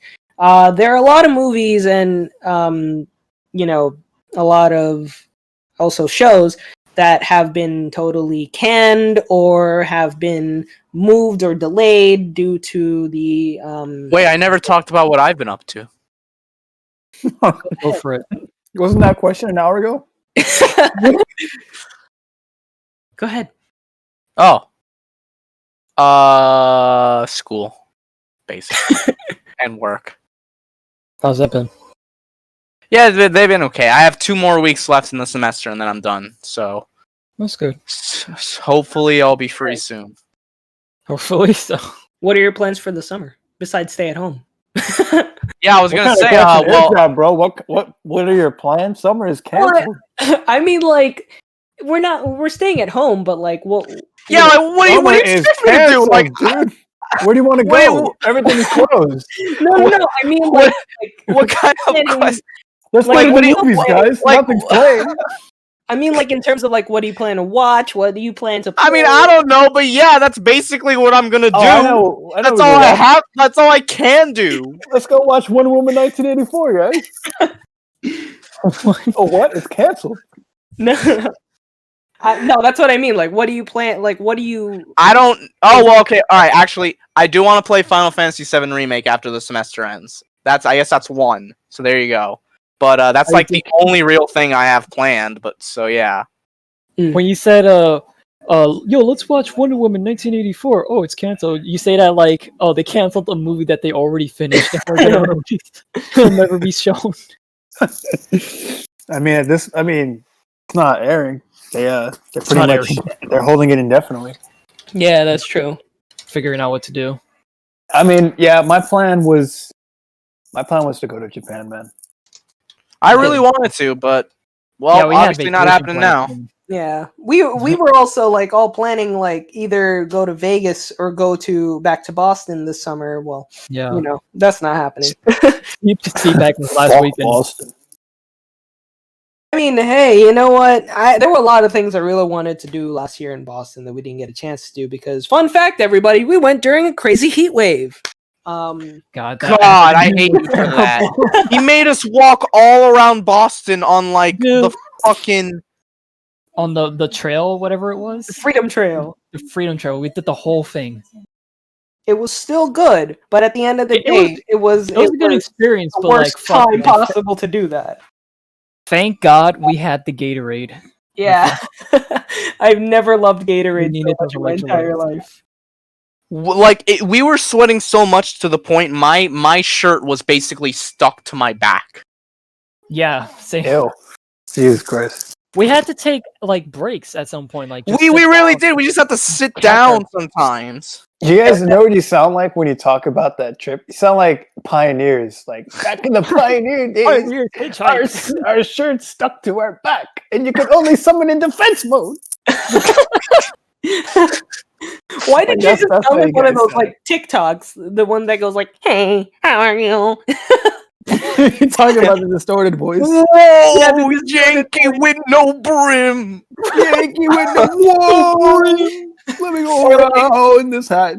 Or like one of those, where like the guy is sneaking out of his girlfriend's like room, and then he sees the little brother on the like playing like Xbox. Like, hey, you want to play Xbox? I have an extra controller. I'll beat your ass. Oh my goodness. Oh. And then the guy just stays there until like 6 a.m. the next day.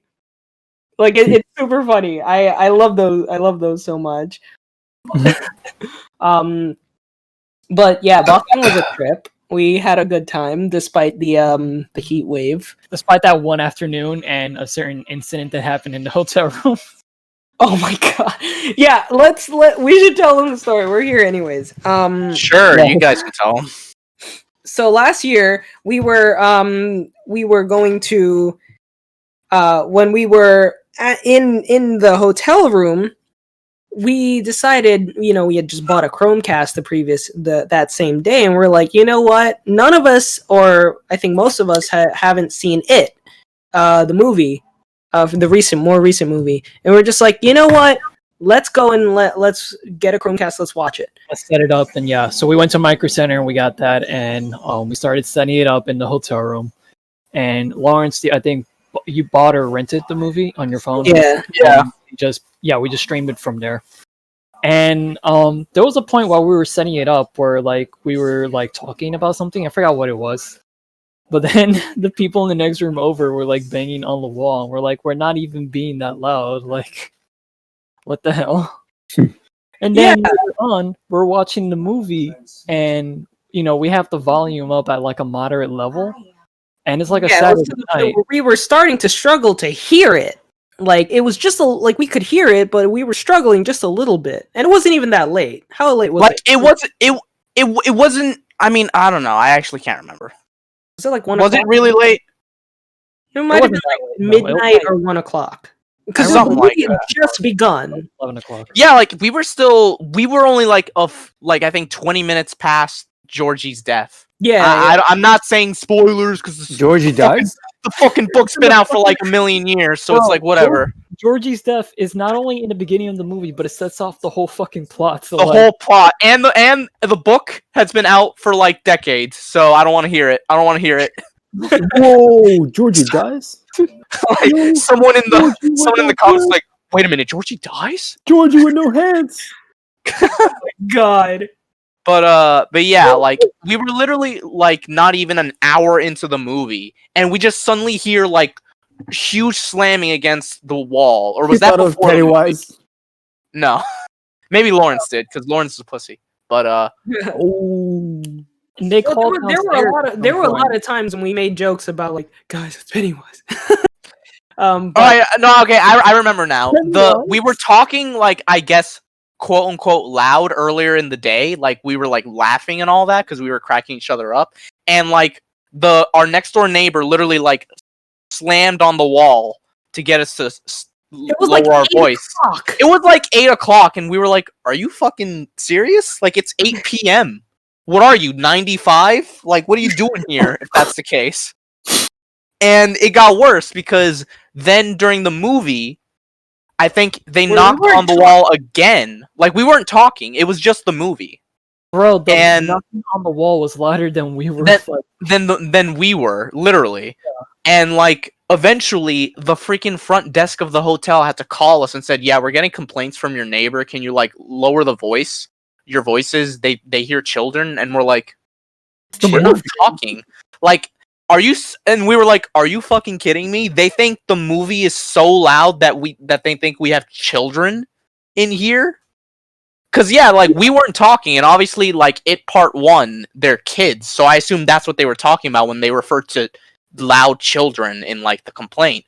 And I'm just here like, are you kidding me? We can barely hear the movie. How do you people hear it like so loudly to the point you can't sleep? Also, if they can hear the movie through the walls, I feel like that's a problem with the hotel and not with us. Yeah, better soundproofing. Like, I don't get it. I don't get it, especially because it was like a Saturday. Like, who the fuck? Like, how old are you? Like, are you kidding me? Like, we're young. Obviously, we're gonna stay up late on a Saturday. Like, we don't have any obligations. Yeah. Also, it's a tour. I don't want to say it's totally a tourist hotel, but like, there are tourists at the hotel. Yeah, there's plenty. So it was just really strange. And like the thing is, they like when they heard children screaming and laughing, I'm sitting there like, we weren't making any noise at all. And then the front desk was just like, oh, okay, well, if you're not making the noise, just try to keep it down. We were just like, all right. And then we were just watching. We'll keep down what we were already keeping down. We turned on the subtitles just because we needed it. Yeah, because we lowered it so much to the point we could barely hear the movie. What are we supposed to do? Like connect a Bluetooth headset? We don't have an adapter. Yeah. Usually, like I'm very nice. If I get a complaint like that, I'll be like, all right, yeah, sure, let's lower it and all that. But I was really annoyed at those weird ass neighbors. Like, first you're complaining about loudness at 8 p.m. Then you're complaining about us watching a movie at like volume 5 out of 100 in the hotel room TV with no one else talking. Like, wow, that is crazy to me. Yeah, it was like, and the thing is, me myself, I'm a huge, like, I'm not totally a stickler for like noise complaints, but I live in an apartment in the Bronx, and the thing is that my neighbors downstairs and my neighbors upstairs, they love to play music until like 2 or 3 a.m. on most days, including weekdays. And it makes me think people don't have jobs. But anyway, that's a different thing. Like, I'm used to that at that point. Like, I don't really, like, I get pissed and I call 311 all the time, but like, does it get them to stop? No. They show up after like the music has died down. It's like, wow, Speedy Gonzalez over here. Yeah, right. They say we'll respond within 8 hours, and I'm just sitting there 8 hours. By the time that you get what kind of response rate is that? Yeah. If that was a murder, they'd be dead by now. They'd have hit the bodies. So sometimes I'm just like, you know what? I'm just going to assume that there's some sort of domestic violence going on, so I'm going to call 911 and say, hey, there's domestic. Then they respond like within a couple minutes. Like, it's crazy. But if it's a noise complaint, I don't want to hear it. They don't want to hear it at all. But it was that's why it was like really strange to me, because I'm no stranger to noise complaints. But the fact of the matter is that if you were to compare how much noise we were making from watching this movie at a moderate volume, or the volume that we had while we were speaking to each other at 8 p.m. in the night, then you're out of your goddamn mind. To be honest with you. You must have your hearing aid on high, bro. Yo, seriously. Yeah, like, you're on crack and you have super hearing. Yeah, I was gonna say, like, are our neighbors bats or something? Just supersonic hearing? They just hear everything?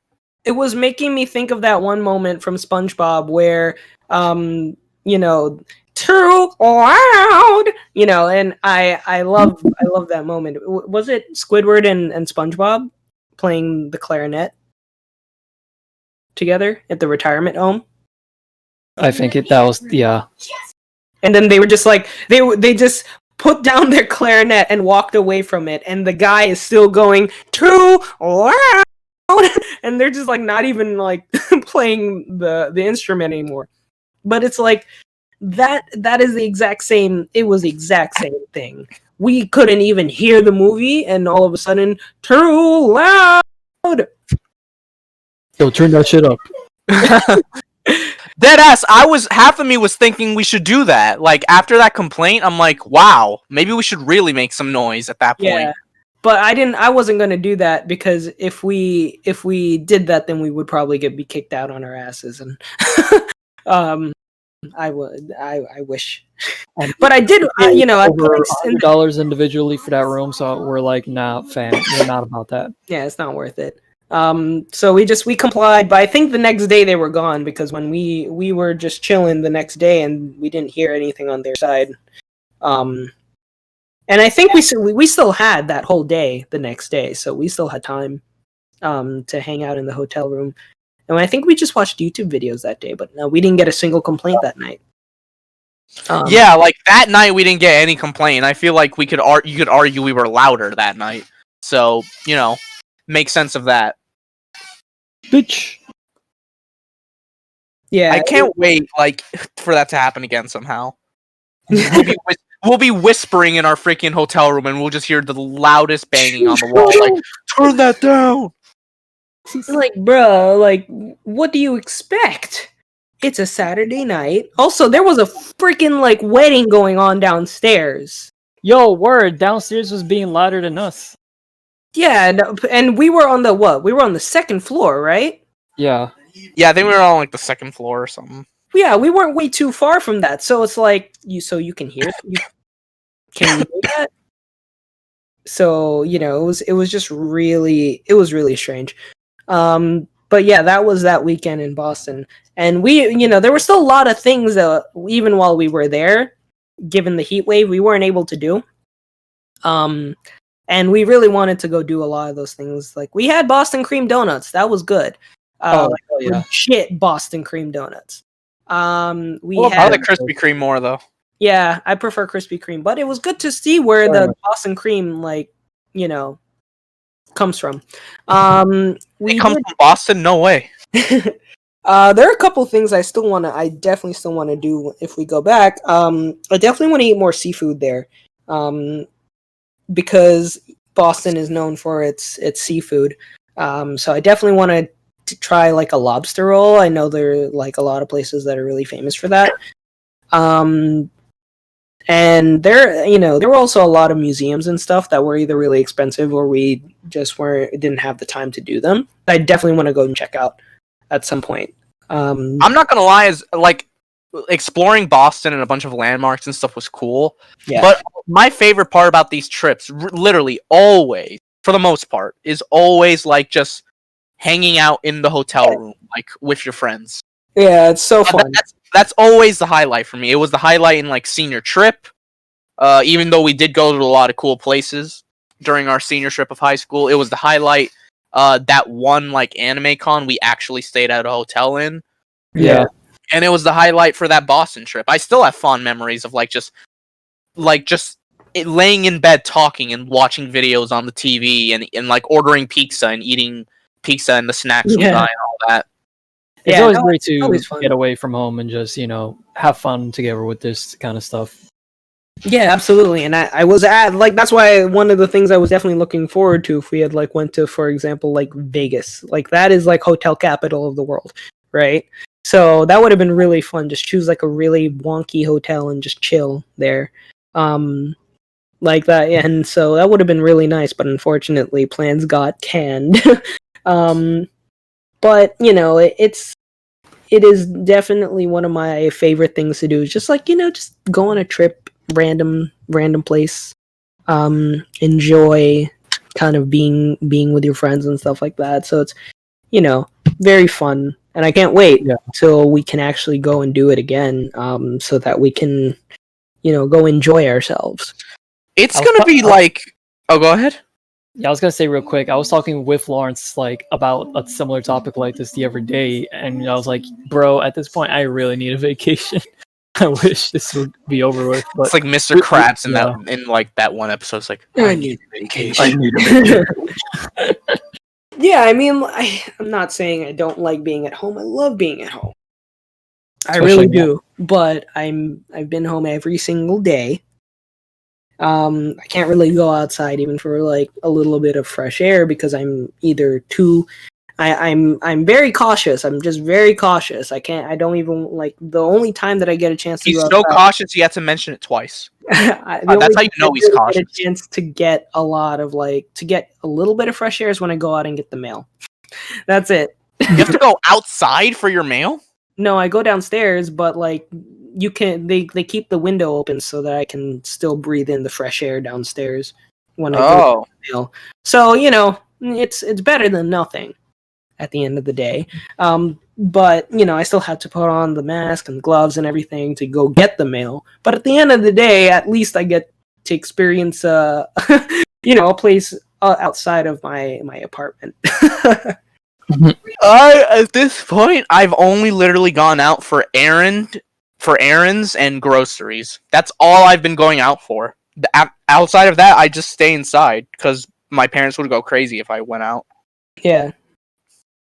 And, it's... I don't expect... for those of you that haven't been following us, we live in New York City. So, I don't expect this city to open up anytime soon in the next couple of months. We can be optimistic, but the fact of the matter is there are way too many people in this city, and there are way too many people who, are idiots. And so we just kind of just hope that by September we'll be out of this. But I do want to get out of this at some point. Go on vacation. I had plans. I was supposed to go to Canada with my folks this summer at some point. That is not happening now. But I assume that by the time December hits around, I'll still be able to go on my Florida trip, my annual Florida trip as always. But I'm not sure at this point, just because I don't really know how long this will last at this point. We can say that it's on the downward trend, but there are a lot of states that are still on the upward trend, including places that are on the... A lot of red states. Big shock. A lot of the places on the East Coast, like Georgia, for example, which I do have to pass through to get to Florida. So, it's just... there are a lot of factors in play, but... Just cover your car in a hazmat suit. Got it.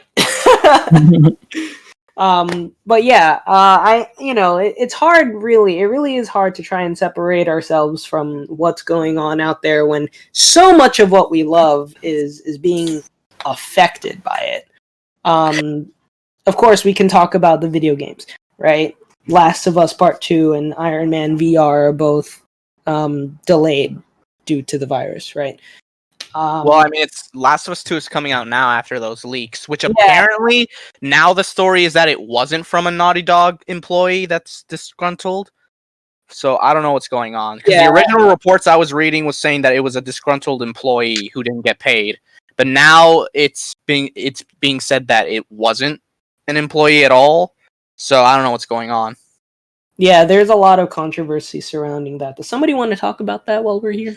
I mean, I later. I didn't even finish what I wanted to say earlier. But I guess for one, I wanted to mention one thing I found funny because Lawrence, as I guess an extra to my comment of Lawrence is a huge pussy. There was one night, it was the night after we watched the movie, It Part 1, and I sometimes when I have a nightmare, I give out a tiny scream, like if it's a bad nightmare, and I had one that night after watching the movie. It wasn't because of the movie, I didn't dream of Pennywise or anything, but it did wake up Ray and Lawrence. And I remember the next day, I think it was the day we were leaving, and we went to some place to try out some alcohol that Lawrence wanted to try, And I remember, like, while waiting, he was like, "So Eric, did you get visited by Pennywise?" And I was so close to punching him in the face, like, "You're really doing this, huh?" That Like, was just because I screamed. that was my favorite stupid running gag throughout that whole weekend. Like, I got so annoyed, I every literally point was slammed my phone on the table. Like, did you really think Pennywise is why I screamed last night? Yo, so there was so the hotel room that we had, when we opened the window, there's like a little rooftop kind of looking area that you can see when you open the curtains. And on the first night, there was like a cigarette that you could see there, like a used cigarette just chilling out there on the rooftop. Yeah, I know exactly what So, you're talking about. yeah. I remember this. The next day or whenever, like after we saw the It movie, the cigarette was gone, and so And that then Lawrence was the like, start of "That was like Pennywise. Pennywise He did it." I'm like, "God damn. got rid of the cigarette." What And then the a whole responsible citizen of society." whenever It was some funny weird, because whenever some first of weird all, shit there's a happened heat that wave. weekend, There's no Pennywise. wind. There was no wind. How was that cigarette gonna get off of the roof? Dude, who cares? Maybe someone was cleaning the roof while we were asleep and had the curtain closed, and they were like, Yeah, like let maybe me they do went it." up and cleaned the roof. Did you ever not think of that? Of course not. Well, guys, maybe it was Pennywise who was hired to clean the roof. Like, exactly. This guy was being so fucking dumb with the Pennywise shit. It was ridiculous. There were a we lot at of times even when we were at Were like we at a what was the Marshalls, and we had a Pennywise moment there too? Right, I remember there was one time where we were visiting Ray at like his job at Muji, at one of the Mujis yeah. in like New York. And Lawrence literally he swore up and down he said he saw Pennywise my God, I while swear. on the train. And I'm like, shut the fuck up. Like, don't even start. And he was being serious. Like, he swore up and down. And I'm like, Lawrence, he's not real. Jesus Christ. But Eric, please look. Look. Like, look at what, bitch? What? Even if he's there, I can't see him like you're seeing him. Like, I was losing my mind. I was like, are you kidding me? Wait, I have to. Did we see it with Ray? It was me, you, and No, he wasn't with us. It was just you and me, I think.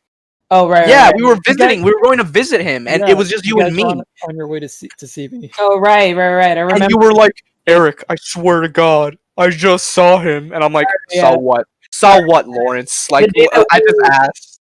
The day that we saw him, I remember he was. Were you closing? Or did you have C shift? I'm not sure I don't remember, to be completely honest with you. He you. had D shift. But I remember this stuff. That is actually a shit. Okay. You talked about that. Yeah, that's why I remember, because you came up and met up with us right after. Yeah. But that's why I was trying to remember what time you came. But yeah, Eric will swear up and down that I was kidding. But I swear I did see it. Shut up. He's not real. Your mind play tricks on you. Maybe you saw like an ad. Maybe you saw someone doing cosplay. It's not real. Shut up. Someone doing cosplay in the middle. Why not? I've seen shit like that all the time in New York. Oh my god. That was God. He fucking drove me insane that entire day. But yeah, I mean, I guess like to comment on like what's going on. It is honestly like, I know it shouldn't feel that crazy anymore because it's been like what, 2 months at this point. Yeah. But it's still like a little genuinely shocking, just like how much things have changed. Like, even like my last errand run, like I was outside, obviously, and obviously there are people outside because, you know, some people just have to like also do errands or something like that. And it was so weird seeing everyone wearing masks and gloves. And obviously that's a good thing, but it's just like, it's just crazy. Like, this is just kind of how we have to like walk around now and how we have to live now, to me. And it's just, I don't know, it just really like cemented even further just how much things have changed, really. Like, I saw it on little kids, like, really young kids wearing masks and all that, and it makes me wonder, like, how are they, like, feeling in regards to this whole thing?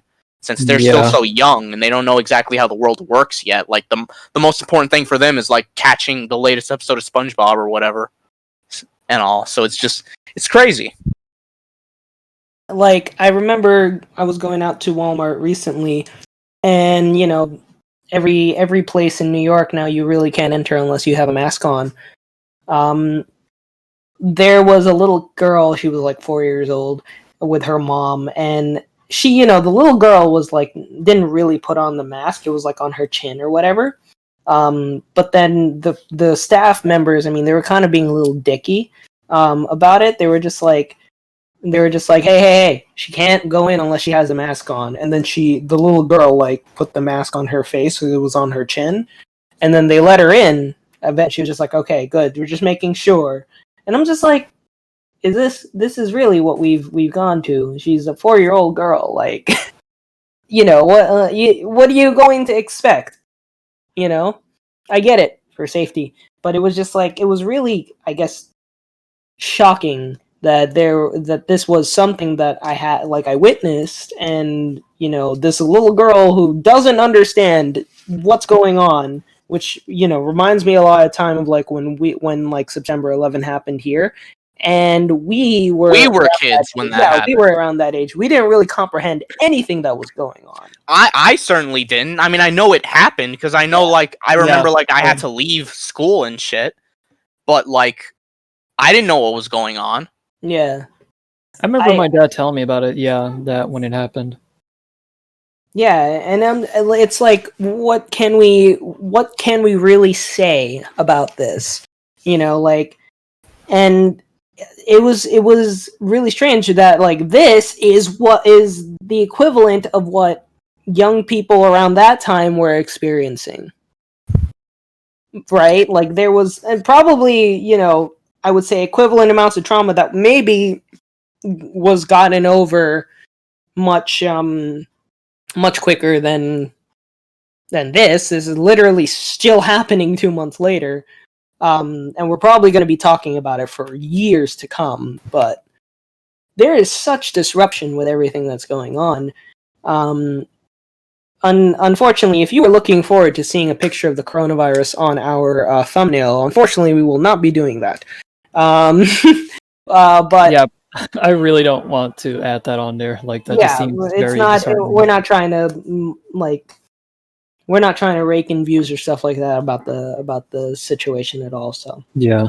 But I just want to. Did you get a chance to finish up, Eric? I mean, I guess, like, one thing, it makes me wonder, like, I guess in regards to everything that's happened, like, a part of me is just thinking, like, when will we actually be able to go back to normalcy? Will we ever really be able to go back to normalcy? Like, eventually I know we'll get a vaccine and all that, and I assume, like, you know, countries will be smart to realize, yeah, we need to give this to literally everyone for free or else this will happen again. You know, like, you know, we don't want smallpox or whatever to happen once more. And, but, like, even then, like, even with that, like, will we truly go back to normal? I feel like with how, like, especially countries like ours have a shining light on them of just how poorly they're handling things. Like, I feel like there has to be, like, a lot of structural changes once the actual pandemic itself dies down. It just makes me wonder, like, what's going to happen in the future. But I guess, like, on more personal levels and less grander scales, it really does, like, I think back to old times of hanging out with friends, and it feels so long ago now. Like, I remember, like, after finals last semester, me and some grad school friends, after we had the very last final for that semester for us, and we all were like, wow, that we rocked that final. We were feeling super confident. We all got A's in the class, so we were right. And I remember, like, after that final, we went to do Japanese barbecue, and it was really cool, and it was a really fun time. And it's, you know, it's a nice little memory that I have fond memories of. And it's crazy to think that isn't even, like, a year old now, but it feels forever ago because of just how different things are in life now. Because back then, I would go out literally almost every day, at this point. But now I'm always at home unless it's a grocery or errand run. It just really makes you miss like those small things, like just hanging out with friends or visiting someone and all that. It makes me wonder, like, how is it gonna feel once we actually are able to do that again? It's gonna feel wild because we're at this point. I feel like I'm gonna be so used to staying at home. It's gonna be a whole nother shift just to go back to how I usually am. Yeah. Yeah. No, I absolutely agree, and I think something you brought up the other day is like, you know, we were back in like, what was it? When did you guys come over? January? Was it January? Did you guys come over in January? I feel like yeah, around there probably. February-ish, January. Because I know we didn't. We did like a Secret Santa thing, so it must have been like in January. Probably January, yeah. Probably January. Who would have thunk? Yeah. Who would have thunk that was the last time we were going to hang out? We would ever see each other like in real life. We just say goodbye to each other. Like, oh yeah, I'll see you next week, bro. I don't think that was the last time we saw each other. Oh, it wasn't? Okay. Time, like, yeah. I feel like we hung out. Well, even then, it's like that meme, like your Xbox Live friend is like, all right, bro, I'll catch you tomorrow night online. And then it's like, last online 5 years ago. Yeah. I knew you were going to break that up. God, but like, funny. Yeah. But it's also like, it's really weird. It's just like, it's May already. Like, it feels like we haven't been under quarantine for so long, but the year is almost halfway over. Like, yeah, 2020 is halfway through already, which is nuts. It's weird to think about because we've been under quarantine for 3 months almost, but also it's really weird because we were thinking, God, when is this year gonna end? But it's like at the same time, it's fucking May already. Like, sure, I guess time is going fast-ish, but it doesn't feel like it until we realize it. And I just, to tell you the truth, I don't think we're going to see a return to normalcy anytime soon. I say until we get a vaccine, there's going to be a lot of like people taking extra precautions. You know, I feel like even after like things get quote unquote back to normal, we're still going to be seeing a lot of people wearing gloves and masks and stuff. Yeah, exactly. At least for the rest of this year, this particular year, I don't see anybody going outside without a mask and gloves. You know, and that's because we need that vaccine. But something that like is also weird to think about is that a lot of the things, even like cultural traditions that people used to do, like kissing on cheeks and stuff like that in Hispanic culture or in Arab culture and stuff like that, is not going to happen anymore. French culture even, right? Because people don't want to even like shake hands with each other anymore. Yeah. So it's like a lot of these regular cultural traditions are now like it's not that they're bad, but they're going to be kind of pushed off to the side for the time being. And it's super weird because it's like I'm a touchy person.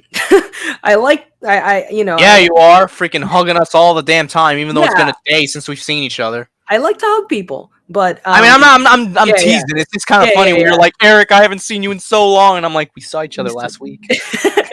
Yeah, and who knows? Like now you know why I do that because it's. Like, I mean, yeah, at this point, it's crazy that I haven't seen any of my friends, period, in real life, like face to face.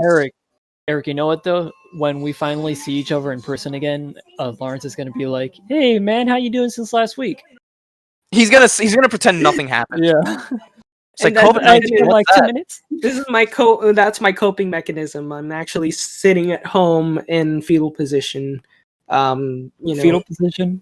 Fetal position. Everything outside is currently. How about attack position or defense position?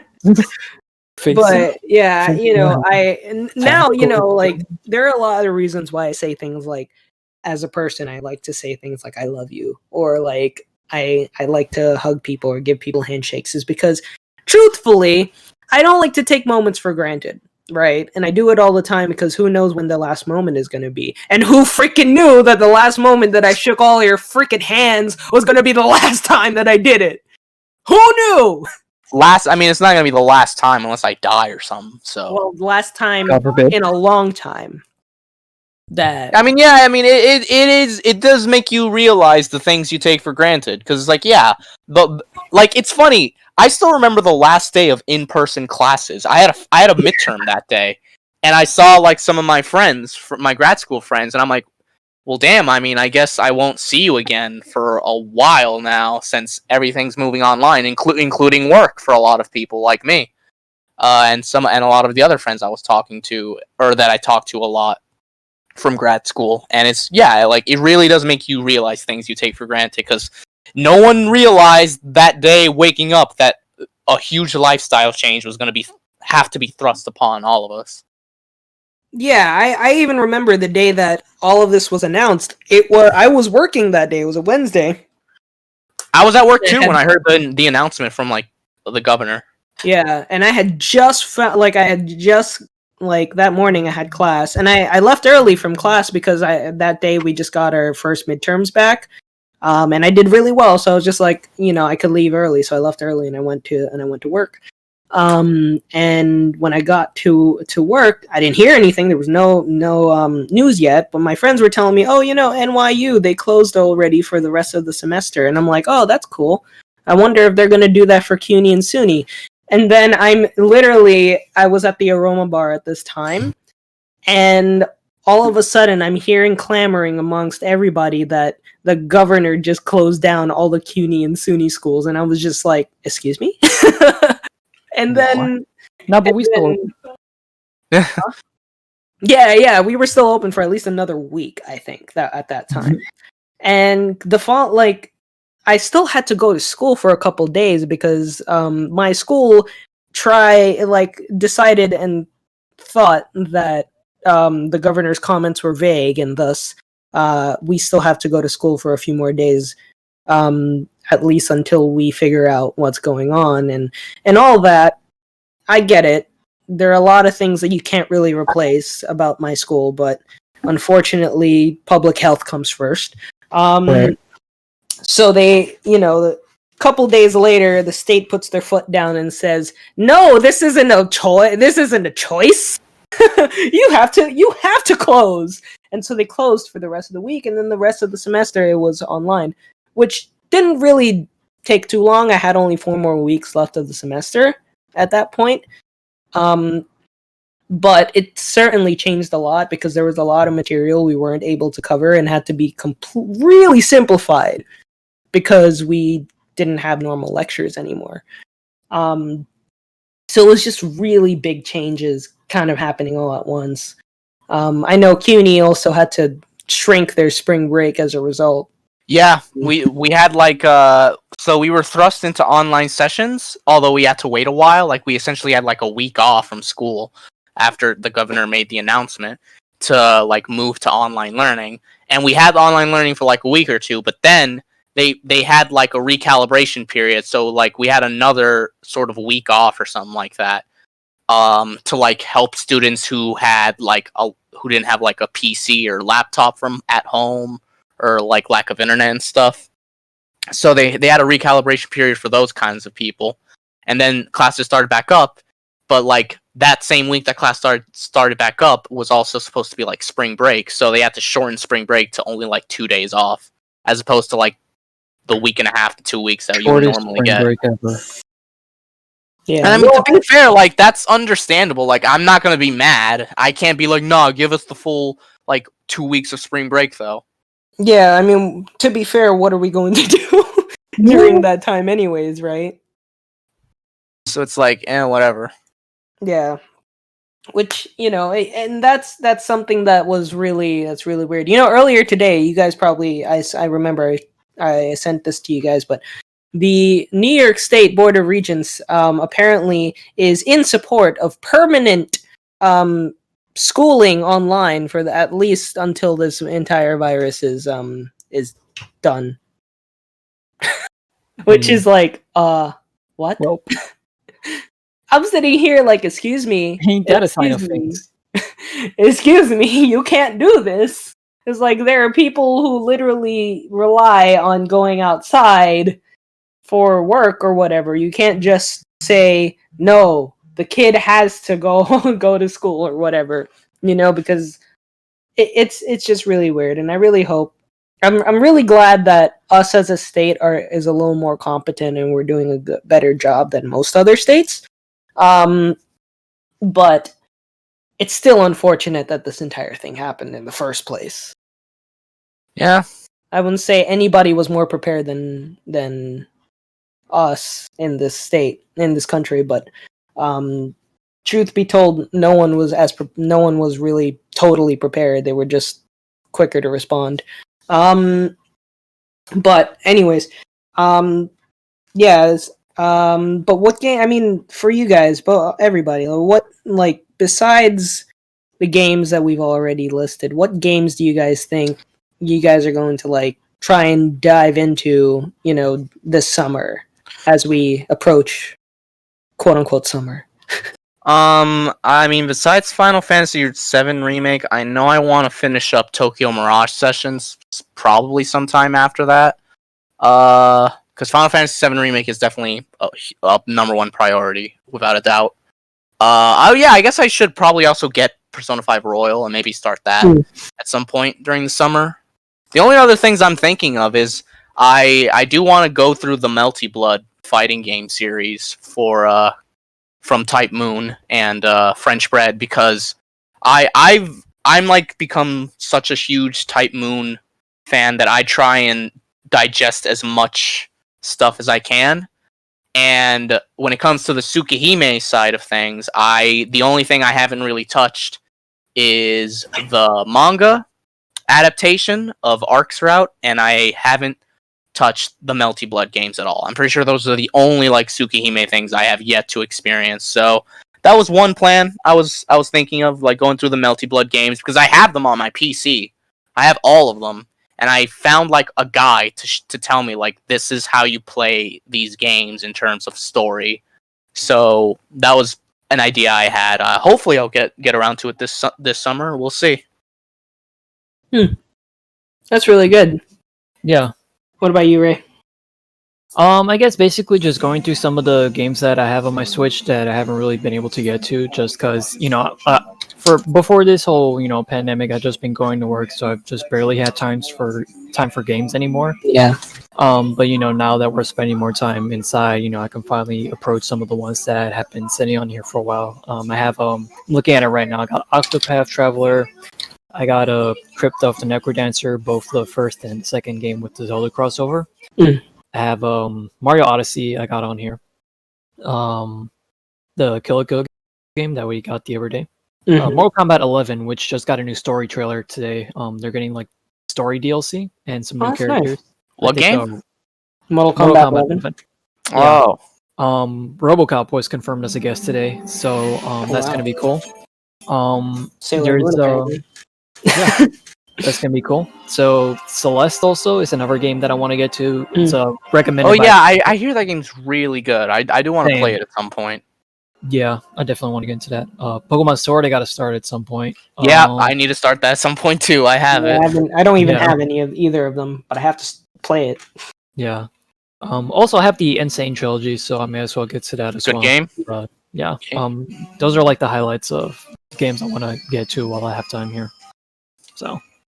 Yeah, I planned on finishing Zero Time Dilemma, but you guys already know the story. Yeah.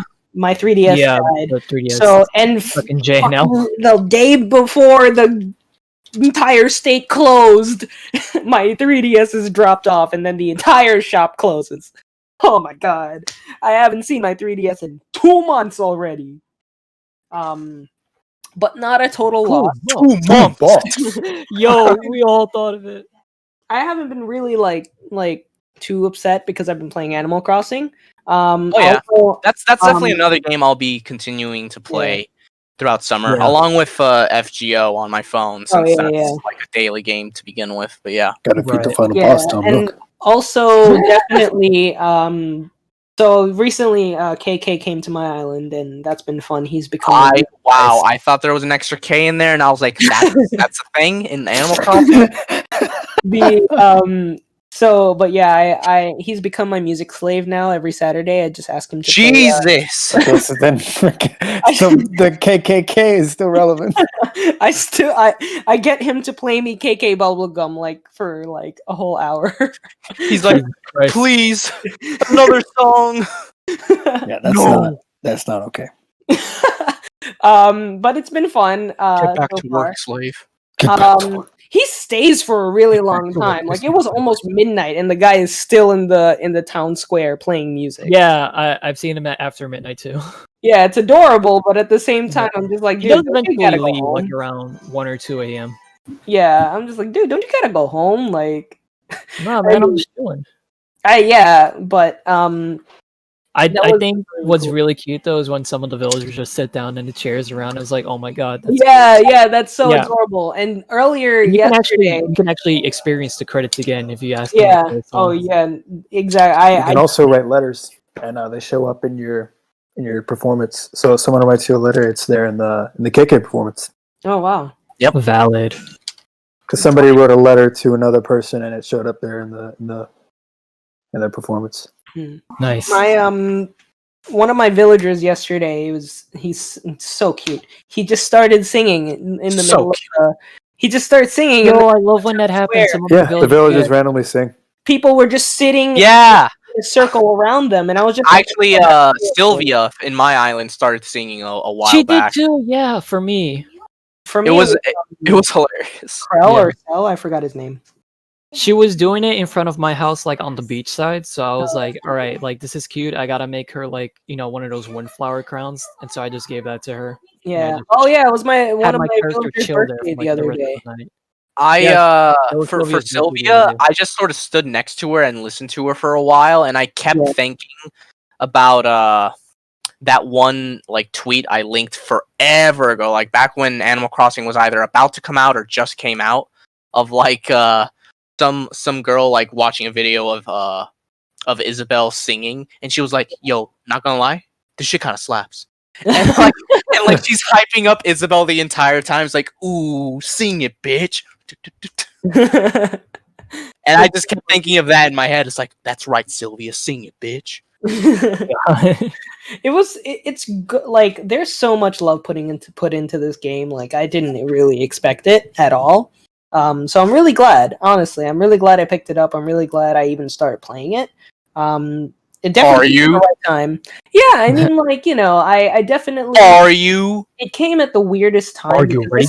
It came at the as soon as I lost my DS, and I said, "Well, guess I have nothing else but Okami," which became unbearable to play because of the goddamn Joy-Con drift.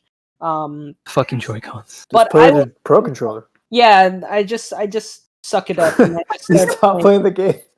Yeah, I started just because of the Joy-Cons. Well, because it's unbearable, but like I have use your Pro Controller, bro. Yeah, but the thing is, like I was telling these guys earlier, not today, but it's not the same. Back. It isn't the same because I want to like these days. I think, a lot of us don't have the motivation or drive to do anything. We don't even want to like get out of bed. Get up to get your fucking controller. No, but like you like have the Switch in your hand and just like and play it like in your hand. But you just open the stand up and you know what I do? I just have the stand open and I play with the. I have my own stand. I've just been that's how I've been playing. I actually got right back into Okami recently, and I'm almost like I think I'm 3/4 of the story already done. So I should be done really soon, and then I can just hop onto another game. I have to go back and finish Odyssey. I think I want to go through that if I can. Odyssey is good. I'm almost. I've only had like 30. Almost about to hit the main story. Yeah. Odyssey's pretty fun. It's not my favorite Mario game because I think it went a little overboard with the amount of moons. Yeah. What's your favorite? Hotel Mario? No. I don't know. Luigi. Good Luigi. I don't remember. My favorite. And killed the princess. I don't know which Mario game I would consider my favorite. I feel like my Mario's favorite was Sunshine, hands down. Probably Super up Mario Sunshine there. is the best for me. Are we talking like 3D games solely, or like any Mario game? I mean, if we're talking 3D games, my favorites are probably like 64 and 3D World. Yeah. Sunshine. I remember really where you liking could shoot water in the face of all the people. I really like Sunshine. That one's will be my all-time favorite Mario game. Dude, that was deep. Really, I wasn't crazy about Sunshine. That was deep. Mario 64. Well, that's why I chose that game for when we met Charles Martinet for him to sign. Because he like actually voice acted in that. Yeah, but also he voice acts in all the Mario games. Well, yeah, but he voiced a lot more in there, I think. Than usually it's like grunts, like ooh. And all that. Bowser was fully voiced in that one. Yeah, he was. Word. I just chose the one game that I really liked, and I had Galaxy, and Galaxy is definitely my second favorite. I had him sign Smash Brothers Melee that day. I had him sign Smash 3DS. Oh, and I found out the coolest shit. So, fun fact: guess who voices Captain Falcon? Who Charles Martinet? Charles Martinet, really? Yeah, I was there next to him, and he's like, "Oh, did you know that I did so you know Captain Falcon?" I'm like, "Yeah." You know, I did the voice for him in English, right? And I'm like, "What?" Holy shit! And I was like, "Wait, can you prove it?" And he's like, "Show me your moves." Oh my god! But in a Mario voice, it was so cool. Yeah, and I also asked him to sign my Super Mario 3 comic. It was the #1, and I told him, I'm like, look, this is my favorite comic. Okay. Wait, you said he voiced Captain Falcon? Yeah. When I look up Captain Falcon, not in Melee. It says he's never been voiced by Charles Martinet. Yeah. He didn't tell me. So he didn't tell me like which source material he voiced him in, but he said he did do some voice work for it before. Hold on, let me see if I like search F-Zero on. But yeah, I know Charles Martinet was Clank's dad in Ratchet and Clank. Yeah, it doesn't say he was the voice of the runner, the narrator from the Runner games. Hey, that's cool. Bit Runner. Yeah, it doesn't say he did any voice work for F-Zero. Oh, I don't know then. He never told me. Like he just mentioned like he did voice work, but he didn't tell me from which game. Maybe he did. Maybe we just haven't seen it. Maybe he's just uncredited. Yeah, imagine he's uncredited. That would be maybe he only says, "Show me your moves," and that's all he says. Yes. I mean, that's all he says in Smash Bros. Yeah. But yeah, it was yeah, that's definitely something I want to do. I definitely want to finish Odyssey. I already finished Breath of the Wild, so I don't need to go back to that. I also got Link to the Past. Do it again. I definitely want to. I mean, there's a DLC. You could beat the Ballad of 100 Trials and Chapters. Did I say a Link to the Past? Link's Awakening. Yeah, you did. Sorry. That's not, bro. Play Link to the Past. That's the second time you made that mistake on the podcast. I remember. I like that you remember the first time. I don't. That was when we talked about Zoe 101 and constipated boy bands. Oh my god, I love that he remembers the exact moment too. Tomorrow he's gonna be like, actually, Eric, it was at 2 hours, 13 minutes, and 24 seconds. Okay, well, I heard this episode the other day, so that's how fresh I am. Okay, that's fair. Yeah, that's fair. But yeah, he was also being like, yeah, Eric, we're talking about the Legend of Zelda: Link to the Past reboot. It's like Eric was like, reboot. It's Link's Awakening remake. That sounds exactly what I would say. Ray has like machine memory when it comes to these episodes, man. Ray the super fan. I love it. But yeah, I definitely want to play. Ray, if we get a sponsorship for VPN, can you like be the first person to use it? I mean, don't most of these sponsorships usually like have people use the program and then just like give a review of it anyway? Yeah. So I could probably do that anyway, so. Hey everybody, so today I'm going to walk you through my NordVPN. It's not a walkthrough, he just says he used it. Who the fuck would you spend the first 30 minutes walking through? Hey guys, I know you watched the video for something else. I'm going to use Nord. Walks into cyberspace. Let's play NordVPN Part 1. I love how you guys use the cyberspace joke from Muji that I made. You know how they make those parody videos of like the history of speed running, like this cartoon or this TV show? Yeah. Like, Oh, yeah. the history of speed running NordVPN. It'll just be about Ray. Hey guys, so I just gotta tell you how you can watch Fresh Prince of Bel-Air on NordVPN. Yeah, so you're just gonna change your NordVPN VPN status to the UK, and then you're gonna open Netflix. And when you open Netflix, it should be on the front page. Thanks, everyone. How is that gonna last an entire walkthrough though, like a Let's Play? Then he just starts watching an episode of Fresh Prince of Bel-Air. Leaves the whole episode. But yeah, I definitely want to try and finish a lot of my backlog, which at the current rate is doable still. Not all of it, but a good chunk. Hopefully I'll be able at some point when restrictions are lifted, I can go into restrictions apply. I can go downtown and pick up my 3DS or ask just pay for it and just get it over with, so that I can just get it fixed. Like I just need it to be fixed already so that I can go and finish ZTD. I was literally one ending away from finishing the game. And I do actually something that I noticed the other day while looking through the eShop. I think the entire Ace Attorney trilogy is on sale right now. So I might pick that up at some point and just. I already have it on my 3DS, but seeing that it's on the Switch and because I don't have my 3DS and since it's cheap, I might just pick it up on my Switch and just play it. Now you can play it on the console and on the go. You know something that I wish I was thinking about yesterday? I wish that Luigi's Mansion was ported to the Switch, like the first 2 games. I don't know how that would work for the second game, but the first one at least, I think it would be. The first game wasn't even ported to the Wii U, man. Yeah, exactly. It was ported to 3DS only. But I would love to see it on the Switch. I think it would be home there. Just like how everyone wants the GameCube games to come on the Switch. Yeah. I think Luigi's Mansion would feel right at home on there. Especially because they came out with Luigi's Mansion 3. Like they can just use the same the same driver pretty much. Yeah. Just reload all the levels from the original game and all that into that one.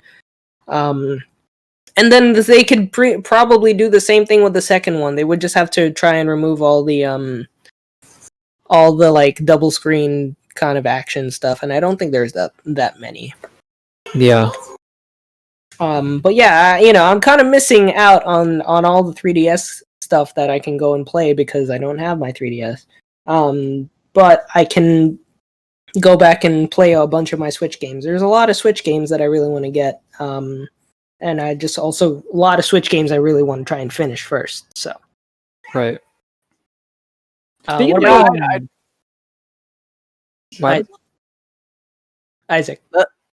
What's up? What about you? What was your question? What games are you gonna get into this summer? For the summer? Yeah. Well, then I have plenty of time. Oh, okay. Because summer's canceled. Yeah, well, that's what I'm saying. What games are you going to be playing, or what games, what movies, etc.? What are you going to be doing this summer? Damn. Well, since you asked about games, I definitely want to play the Final Fantasy VII HD remake. I saw my favorite streamer play that game, and that shit looks really good. Let me see. Eric, you talked about Final Fantasy VII. I definitely want to touch that for sure. What was it? I have to get into Luigi's Mansion 3. I want to grab that too. I have Pokemon Shield. I beat like half of the game. I have to beat the last half, and then I might pick up the DLC for it. I'll see. But there's that. I was looking at. I still have to pick up like some older Switch games that I wanted to buy, but I want to beat. I want to beat Pokemon. Play Final Fantasy. What else? I have Animal Crossing is keeping me busy. I want to go back and play Bayonetta 2. Bloodstained Ritual of the Night. That was something that I wanted. That was a game that I really wanted to play. Oh shit! I totally forgot I had Bayonetta 2 and 1. I have to play the Breath of the Wild DLC that I never got to downloading. I beat the game. I just have to play the DLC. Puyo Puyo Tetris. Oh yeah. Beat the story. Beat the story. I have to beat the Puyo Puyo story.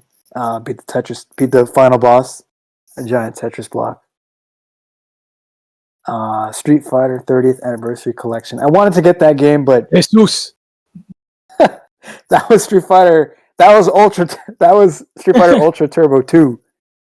Yeah, the game, the re-release on Switch. But yeah, I want to get the 30th Anniversary Collection for that one. What just came out recently too on well, like most of my games that I have on my list are games that I either didn't get to finishing or that I want to play to the end. I do want to try to get to the end of. I want to play the new Resident Evil game that just came out, 3. Mm-hmm. The 3 HD remake. Pick that up. I know it's kind of like these are old games, but I wanted to get into Trials of Mana since that's on the Switch eShop. The Trials of Mana games got re-released on Switch, and then there's an HD remake that looks really cool. So I want to play that. That's going to take up a lot of time. I want to beat Octopath Traveler. And when it comes out, I want to play Bravely Default 2. Those games do. Oh yeah, I played the demo of it. It's a was little rough, but because it's the demo. But they if you play it, you get sent an email like a survey, sort of like asking you like what you think can be improved and all that. So I imagine the final product will be a lot better than the demo. But the demo already shows promise, so I'm excited for that to come out whenever it does. Yeah, that it does look promising. I like where they went with the game and like the small little changes to the characters and the story. It looks promising. I'm excited. What else? I have to pick up Cuphead on the Switch because I never got to play it on Xbox since I don't have one. So I do want to play that. I'm curious because I haven't seen how it plays on Switch, but definitely trying to play that and see how it is. I want to play Spyro, the Ignited Trilogy on Switch too. Oh, definitely. Play that. I got to pick that up and play that. Super Mario Bros. U Deluxe. I know Eric doesn't like that game, but what? When did I say that? When did I say that? There was a while ago. I remember in the chat, you said something like, "I don't think I want to pick up." You said like, I'm not going to pick up this game because, like, honestly, it doesn't look worth it."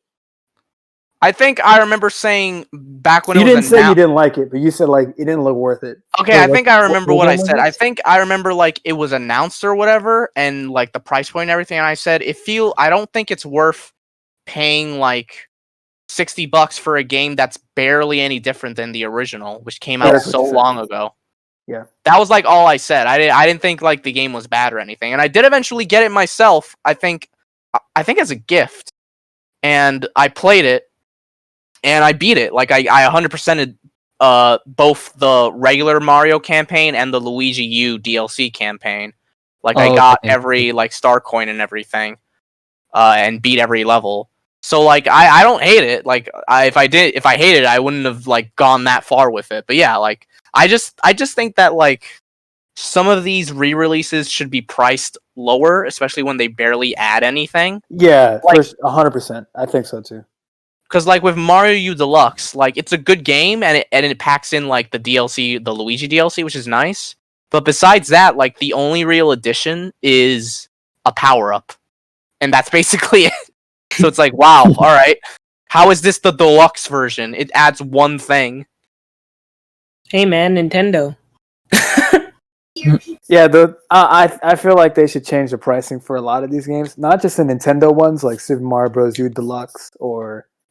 I'm trying to think of another deluxe game or re-release, like the Xenoblade Chronicles Definitive Edition. That looks worth the price because they're putting a lot in that game. Well, yeah, I mean, yeah, that's like a full-on remake, so I think that's honestly totally fair for it to be $60. Yeah, with Xenoblade, you're getting the game, like the entire game and more, like a whole new game, basically.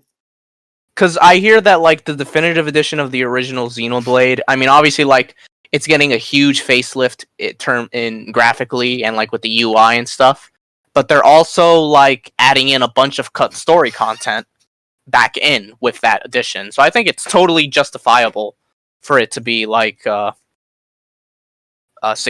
for that one. Yeah. Xenoblade Chronicles Rehydrated. I want to get that game. Bikini Bottom. I want to get that too. Bikini Bottom. That looks good. I'm getting that for Switch, I think. Yeah. I know this might like. I don't know if everyone else is going to get it, but BioShock the collection on Switch, that looks good. I like that it's coming to Switch at least. I like that it's coming to Switch. I probably won't get it, but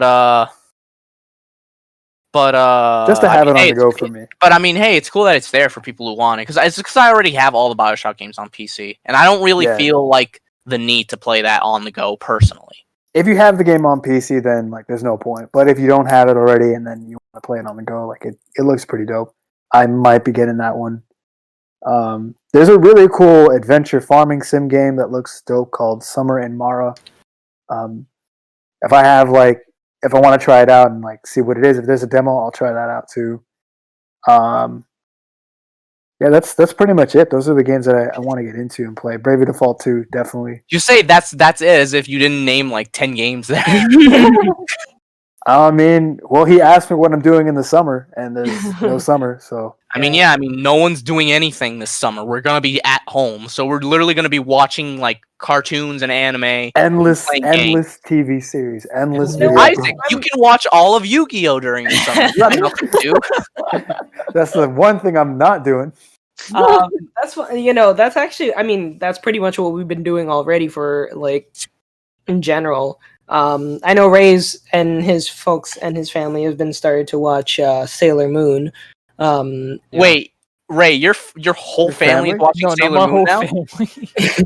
I'm just imagining Ray Sailor Moon. I'm just imagining Ray's dad like, oh boy, Sailor Moon time. Well, if you hear he slams his fist on the table, this family is a Sailor Moon family. Yeah, my sister has it on in the background right now. Oh, nice. Yeah, I loved Sailor Moon when I was a kid. I still remember like the OG English dub that had like those weird PSAs at the end, and it had those like Saved by the Bell cut-ins, which was so odd. Yeah, we're watching the redub of it that came out in like 2015. Yeah, that was the one. That was the one that really ignited my love Sailor for Moon R. It's the redub. R is like a season, yeah. It's the second season. Like the second season. Oh. But like even the filler episodes, like all the episodes are so entertaining. The longest season ever, by the way. What? R? Well, how long is R? It's like it hasn't ended yet, and we've been on it for like over a week now. So yeah, the episodes are really long in general. Like the first season's about I think around 48 episodes, and then the second one is about I would say 60 something episodes. It's not as bad as like Yu-Gi-Oh, for example. It's not, but my sister's still pissed that there are a lot, and the thing is, I think they've already dubbed every single episode, which is nice. What happened to Crystal? Like that follow-up? They did 30 episodes. I think they were supposed to release the next set, or maybe they finished it. I'm not sure because the thing is, it was supposed to be. Apparently, it just hasn't been like.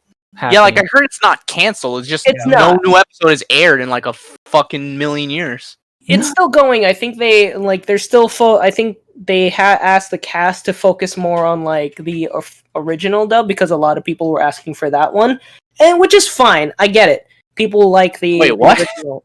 What? They asked How does that affect the Japanese production though? No, I think the Japanese production is not affected. I'm just saying. Oh man, Americans are asking for redubs. That means we have to like prolong the current Japanese show. That makes sense. Just for the dub. But for the dub version of it. But they're just like, for what I understand is that they asked the dub cast to focus more on like the movies that they're dubbing and also the regular ones. But from what I understand, they only did the 3 seasons that they did for now. And also, I do want to preface that each episode of the of Crystal is based on. It's a total like adaptation of the manga, which is it's really good because it takes a lot of the stuff that took a long time in the original anime, like 5 or 6 episodes. It takes them 1 episode. For example, it takes in the second episode, just like in the actual manga, in the second chapter, they get Mercury. In the second episode of Crystal, they get Mercury. So it's just they. But in the original, it took like 10 episodes. Yeah, it took like 10 they're episodes. basically breezing through everything in it. It's like fucking like Dragon Ball Z fights or Yu-Gi-Oh duels. It just takes like 10 episodes to finish one. Like, all right, come on, move it along, please. Versus Pegasus taking 6 episodes. Yeah, I'm like, all right, move it along, please. Jesus Christ, this is a novel. Actually, the original Goku versus Frieza took like over 10 episodes. Yeah, it took like over 10 episodes in the original DBZ. Actually, so fun fact: Sailor Moon Crystal's actually done. They're just doing movies now. Well, yeah, that's what I'm saying. Like the movies are still going on, but like a new movie hasn't released in so long. Already, yeah. That one apparently is supposed to release. The first part of that is supposed to release this year in September. Oh yeah, let's see how that works. But yeah, it's Heaven's Feel 3 still has no release date, by the way. Yeah, that's true. I saw that earlier. Yo, this is an anime, but you know what was also supposed to come out like towards the end of this year? What? King Kong versus Godzilla. Oh my god! Yeah. Oh, that's true. What happened to that? Remember when I was excited for that movie. Yeah, same. I only remember this because on TV they were showing the Kong Skull Island movie the other day, and me and my dad were wondering like, all right, when's the King Kong versus Godzilla gonna come out though? I went to the Wikipedia page. It hasn't been edited yet. Like, there's been no news of whether it's gonna be delayed. But I just saw on there like, oh yeah, like late 2020 it's coming out, and I'm like, damn, it's gonna get delayed probably. Yeah. But so with regards, I think they actually, from what I understand, I guess they did finish. Wow, I guess they really did finish Sailor Moon in 26 episodes. Crystal is only 26 episodes? Really? Yeah. I guess they totally finished everything. Better that way. Finished it. Wow. That's Sailor Moon Sisterhood. Especially because it takes 30 times that. 10 times that for the actual for the original dub. But I'm not complaining. I love the original dub because of it's cute. It's funny. I think Crystal doesn't take it takes itself too seriously. That's why I was telling Ray when you should watch the original first and then watch Crystal. Crystal has that going for it, but like you could watch either one. That's the thing. And Crystal has that whole like it takes itself way too serious thing going on. But like the thing with the original, if you do choose to watch it as like a new person going in, you have to remember that this is like late 80s, early 90s, and a lot of shit is weird in this show. Yeah, keep that in mind. Yeah, there's a lot. Why is it a bad thing if it takes itself seriously? It's not. It's just that people it's not a bad thing. It's just always grew up with like the original Sailor Moon. This isn't my Sailor Moon. Yeah, exactly. If you neckbeard with a huge skirt. Yeah, like fucking pimples all over his face. This isn't my Sailor Moon. Dorito crumbs on his chest. If you read the manga, it does follow. Like I said, it's Crystal is an exact adaptation, I would say, and it does actually it does a really good job of adapting the manga because the manga is funny and cute at times. Same with Crystal, but it definitely. All right, what are you talking about? So the first 2 seasons was 26 episodes, but then the third season was an extra 13. So it's like 39 episodes. No, it's 20. I'm pretty sure. Hold on. No, I'm looking at it right now. Oh, yeah. Yeah, Why are you always wrong? I read it wrong, but yeah, it was it's 39. But why are you so wrong on these things? But yeah, it's only like it's still around 10 times the size for the original. But yeah, it's 39 episodes. My bad. It wasn't 26, but yeah. The only thing I remember in regards to Crystal, because I haven't seen it, is that I thought like the animation and like artwork for the first 2 seasons looked really not great. Yeah, but I heard the third season improved significantly, which is good. Yeah, it's at times you like when you see, especially that are during the transformation sequences, because everyone gets really excited when Sailor Moon turns into Sailor Moon. But it was during those sequences you could tell she was a little stiff, and because that it's really like the entire series is pretty, but I think it's really slow because of animation and stuff like that, and you can really tell. But it still doesn't lack. I think it's still pretty good so far. Thus, looking back on it and saying like it's pretty nice. I mean, really I was just surprised that like the animation was kind of poor in the first 2 seasons because I was like, it's Sailor Moon. It's like one of the most popular manga ever. Yeah, it's literally like the shoujo manga ever. Like when you think shoujo, you think Sailor Moon. So I was shocked that like Toei was like, whatever, for a while. One of our most popular franchises. Why would we care about that? Yeah, and it's Toei's weird, man. But I appreciate at the end of the day, regardless, I still Watch them copyright this. I really appreciate Sailor, like the Crystal dub. I really do, because it I mean, to be honest, 300 episodes for Sailor Moon, a lot of people nowadays are not going to do it, right? And I think the fact that Crystal is out and people want to experience Sailor Moon, they can watch it and have fun with it. I love it. It's a great idea. And the fact that they were able to revamp Sailor Moon, and even these nowadays, because they use the same exact voice actors, which is also really cool because they were going on at the same exact time. Like they were redubbing Sailor Moon S and part like the end of R around the time that Crystal was starting to really pick up. And so it was really interesting, like going back watching the first episode from the redub, and then going back and watching the Crystal and just seeing the differences and just feeling like, oh, right, I remember when I watched this. And also the voice actresses are really good. All the voice actors, they're all really good. Sure.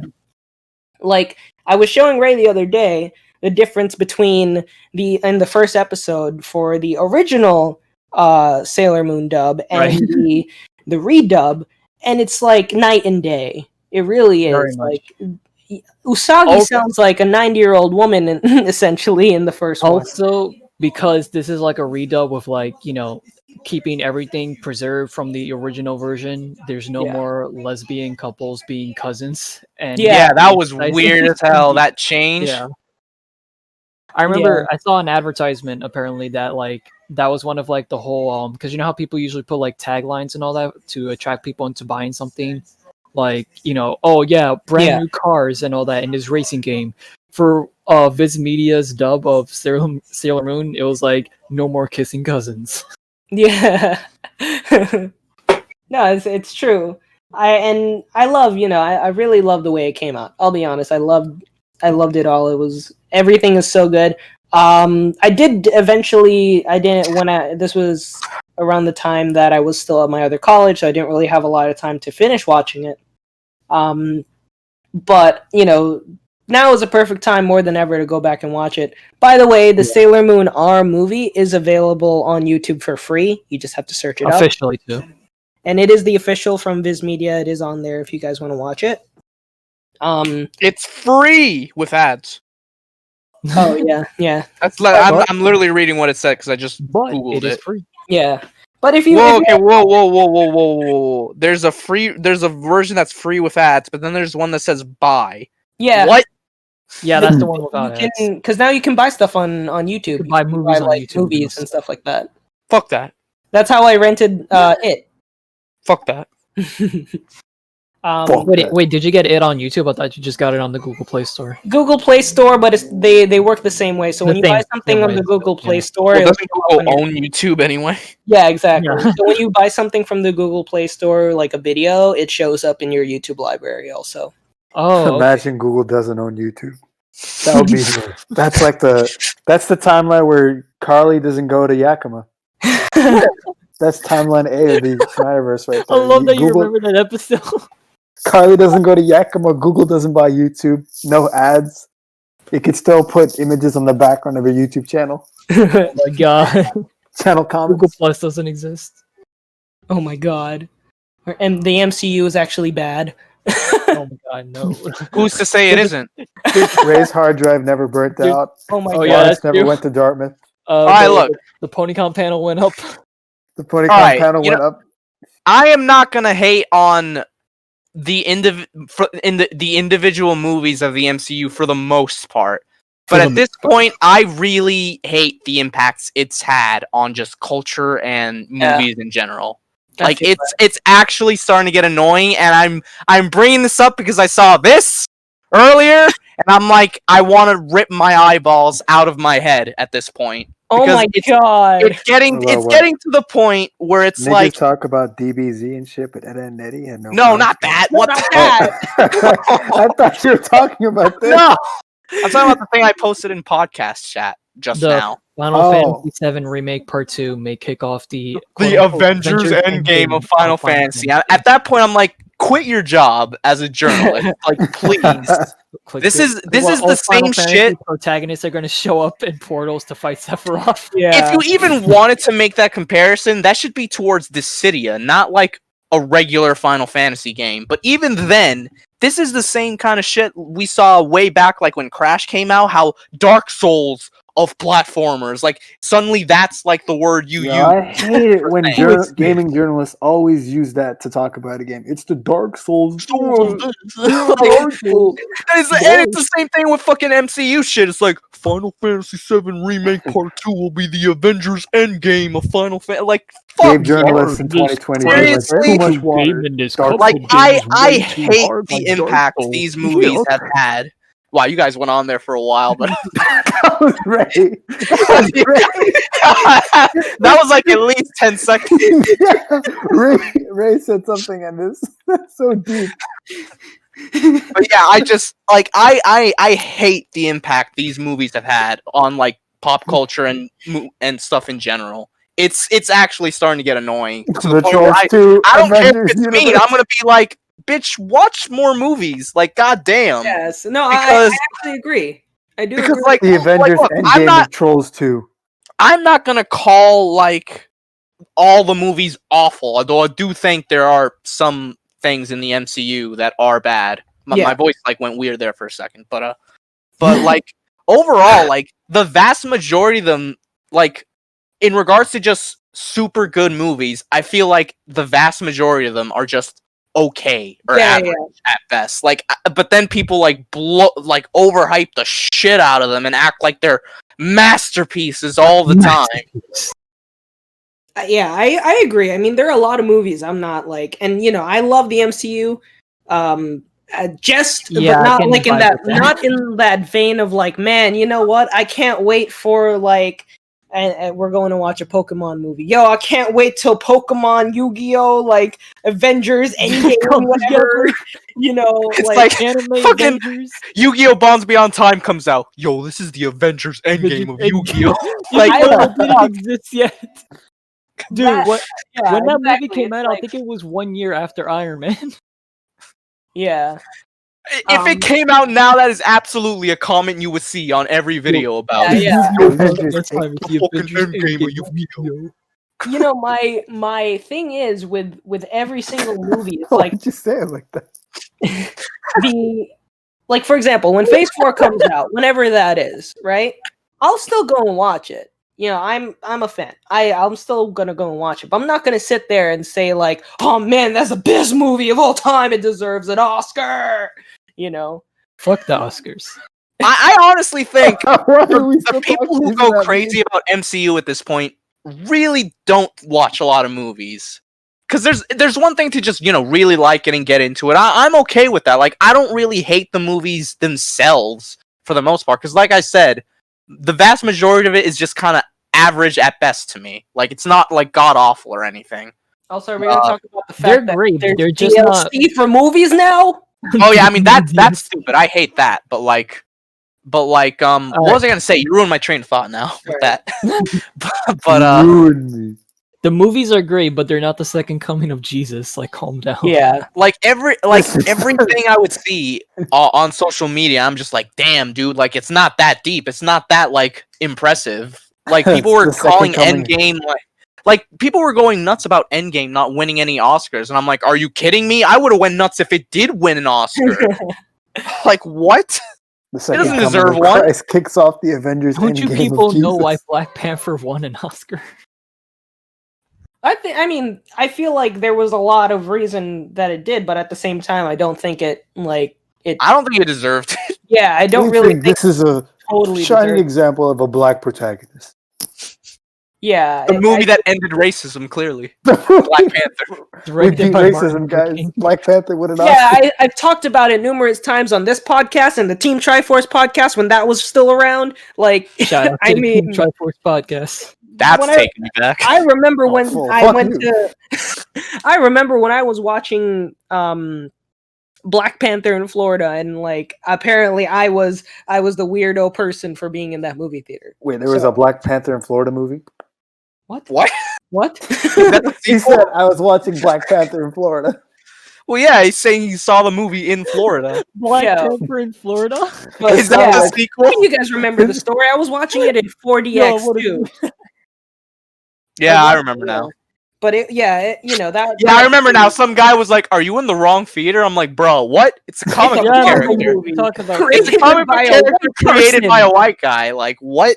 by two white guys. Excuse me, sir. Yeah. I think you're in the wrong theater. You need to go. Like, Yeah, wow. I'm here to see Black Panther, the Marvel movie. Are you black?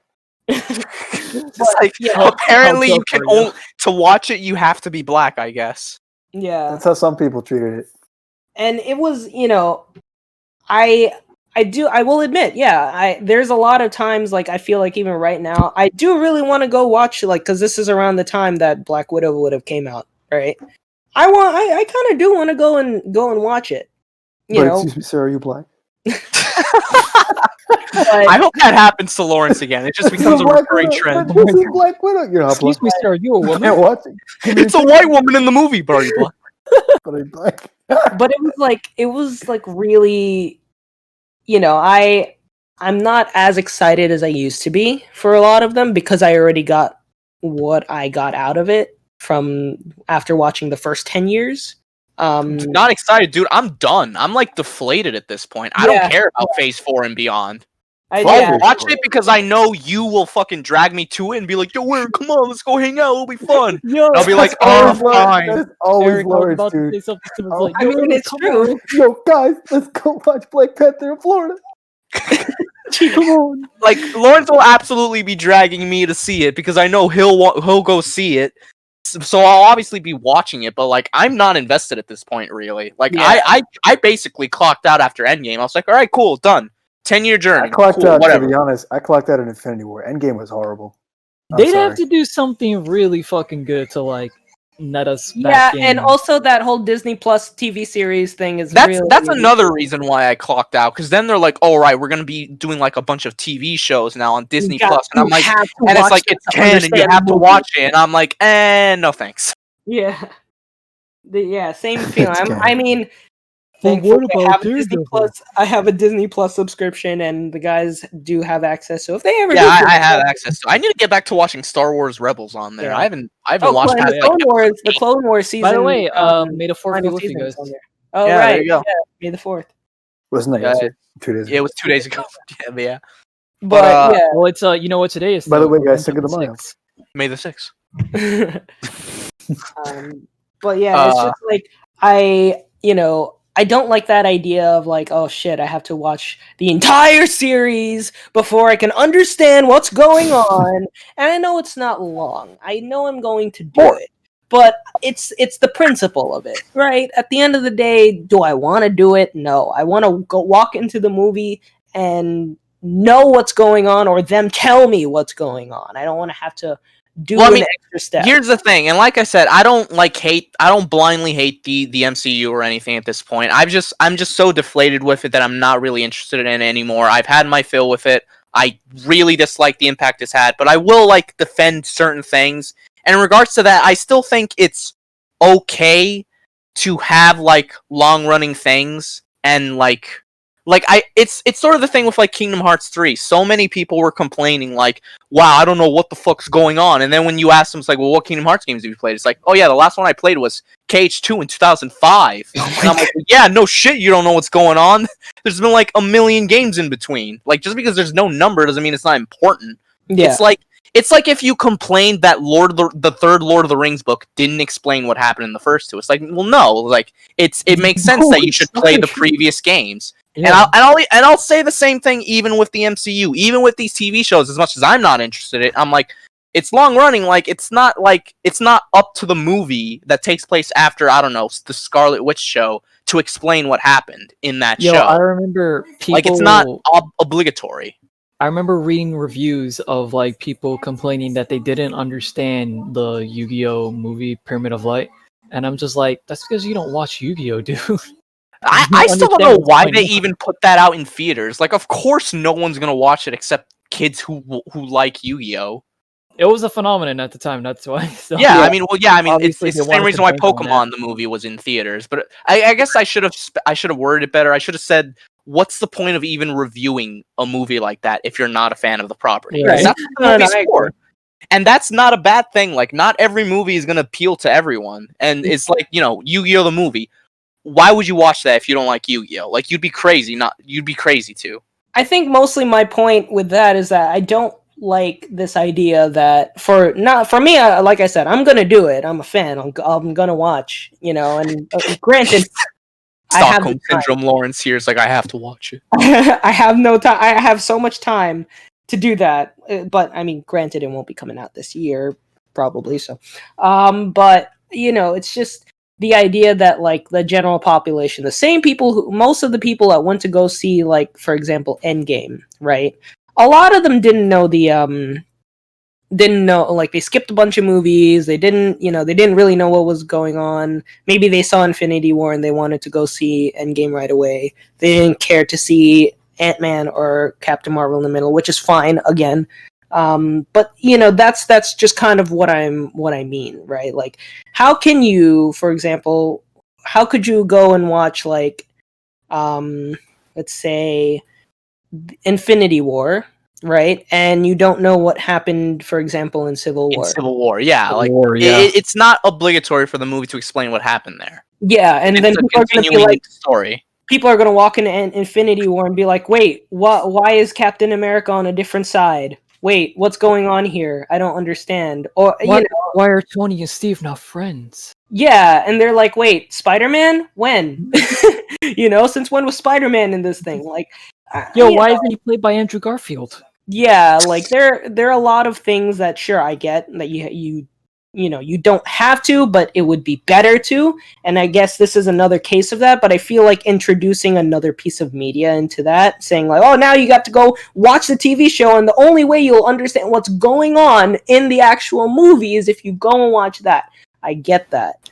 But the fact is, I feel like at this point, there's already, like, including that component, there's a lot more moving parts, And the thing I guess it is kind of crazy to like have people, because it is a different format. You are right there, I guess. So you do have a point, because it's a TV show compared to a movie, which is vastly different. Because a TV show requires a lot more of your time, right? Because typically TV shows are like 20 or like half an hour to an hour long episodes, and some seasons are like 10 to 13 episodes long.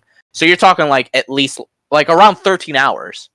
Yeah, most of the time. So that's a big, time sink. That's why it took me forever to like catch up with like the Netflix Marvel shows, because they're long, they're draining as hell.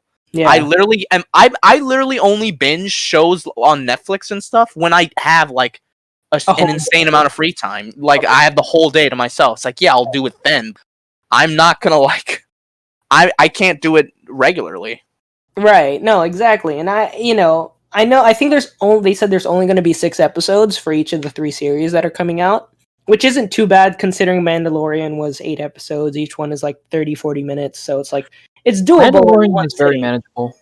Yeah, Mandalorian was really manageable. Mandalorian was manageable. In all fairness, Mandalorian was actually pretty cool. Like, it's actually one of the best pieces of Star Wars that's come out post the Disney very buying it. much. Yeah. Yeah. So Well, and it's done by Jon Favreau, who clearly is a fan, as you know, for sure. based on this.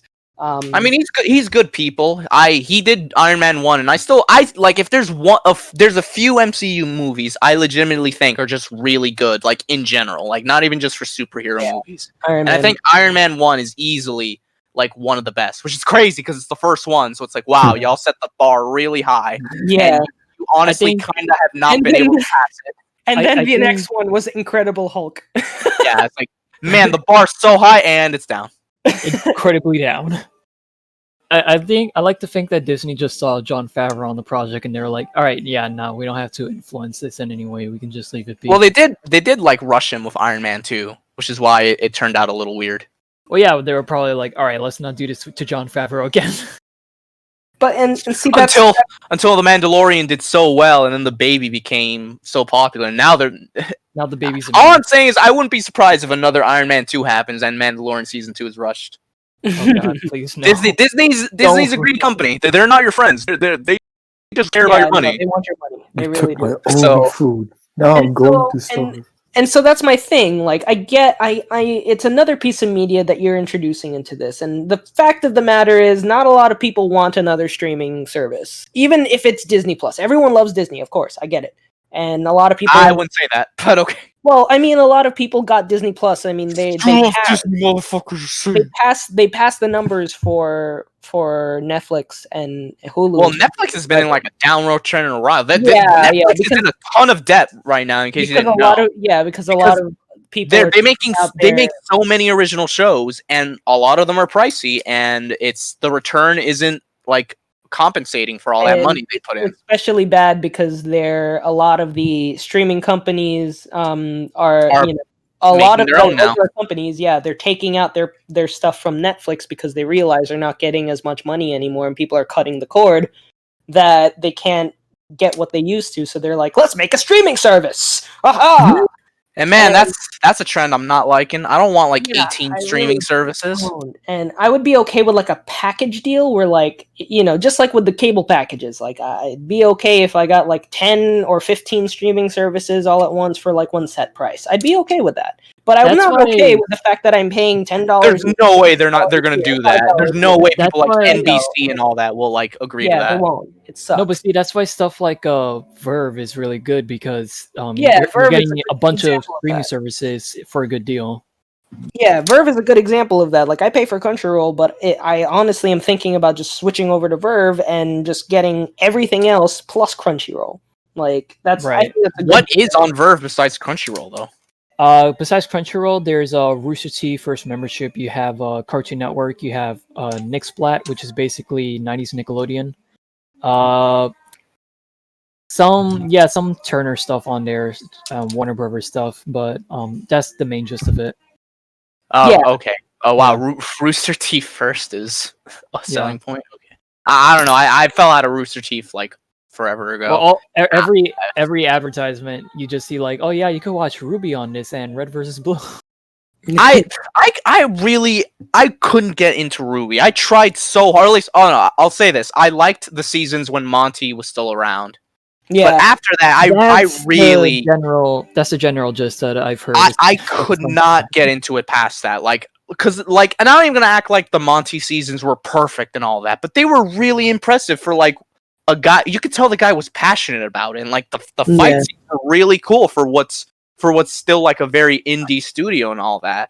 So but I don't know. Ever since his tragic passing, I couldn't get into it at all. And then I don't want to be mean, but like I saw one of the writers of Ruby made this really kind of gross comment calling Tifa from Final Fantasy VII I know exactly what you're talking about. And I'm like, bro, you write for a show that literally has a character that's inspired by Tifa. Man, I'm glad I don't care about Ruby anymore. Yeah. Like after seeing that. Just as a preface, I have friends who work over at Rooster Teeth, but even I'm like, yeah, no, that's a bad take, fam. You should not have said that. He had to delete it and everything because he got so much shit for it, and rightfully so. Tifa doesn't look like a stripper. Like, wow. She's showing some skin. Oh, stripper, immediately. That's and it's bad literally when only her. It's her like some of her legs and her stomach. That's it. Yeah, like her stomach and that's like her arms and legs, and that's Hasn't she had the basically same it. design for like That's the past especially 20 bad. years? It's That's- the same design basically. It's just obviously updated. That's especially And bad all for that. three reasons. One, Monty Oum used Tifa a lot in his animations that he used to make, like Dead Fantasy. Yep. 2, Yang was directly based off of Directly Tifa. inspired by Tifa. And 3, they're hosting a show on their website, which one of their episodes features Yang killing Tifa, voiced by the official Yang actress. So That episode, I don't get into the whole like, nah, that death battle was bullshit. That one was bullshit. oh no, I agree with you. But however, that doesn't change the point of like, yeah, if that exists on your website and you're gonna say that about like the character, like that's a really bad take. Yeah, like that was that like I know like maybe we shouldn't hold people accountable for one take, but sometimes you just see a take that's so bad that you're just like, wow. Like really, you said that. Damn. That's crazy. Yeah, I agree. There's a lot of times You messed that up. happens. But to go back to what we were saying is that I get that I just there's a lot of people that are already really against like every single company forming their own streaming company, and you have to pay another $10. We're already there. Well, not Yeah. Happened. yeah, we're Pretty much already once there, Disney and- made Disney Plus, like it's become reality. yeah, Every like big channel now is doing it, which is annoying. NBC's gonna make one In a now. matter of time, we're gonna have TLC on stream. HBO. I mean, they already had HBO Go, but now they're doing another one. Is it HBO Max now or something? Yeah, it hasn't released yet, I don't think, but it has like Friends and The Office and stuff like that. I think that's that's the whole selling point is that they have Friends, which they took off Netflix. So Man, remember when the big selling point with HBO was Game of Thrones? yeah, right. Well, now you can go watch it, Pepperidge Farm, remember? go back and I watch still it. remember when I was like coming home from school and I was literally listening to people like complaining about the series That finale. shit was bullshit, bro. That shit was ass, B. That shit was ass. Dead ass. Game of Thrones for no brim. Game of Thrones with no real ending. I still love that one picture of like the horse, like that at the beginning it's like yeah. really well drawn, and then at the end it's just like Yeah, I squiggly love- lines. I Yeah. love that ending. That's Game of Thrones in a nutshell. It's like when they're adapting the book, super good. When they had to write their own material, Shit. just drop down like a rock. Oh my gosh. Yeah, what does HBO have now that's worth watching? they're Nothing. about to have Last Week Tonight is always really good. Yeah. I love me I my don't watch John that. Oliver.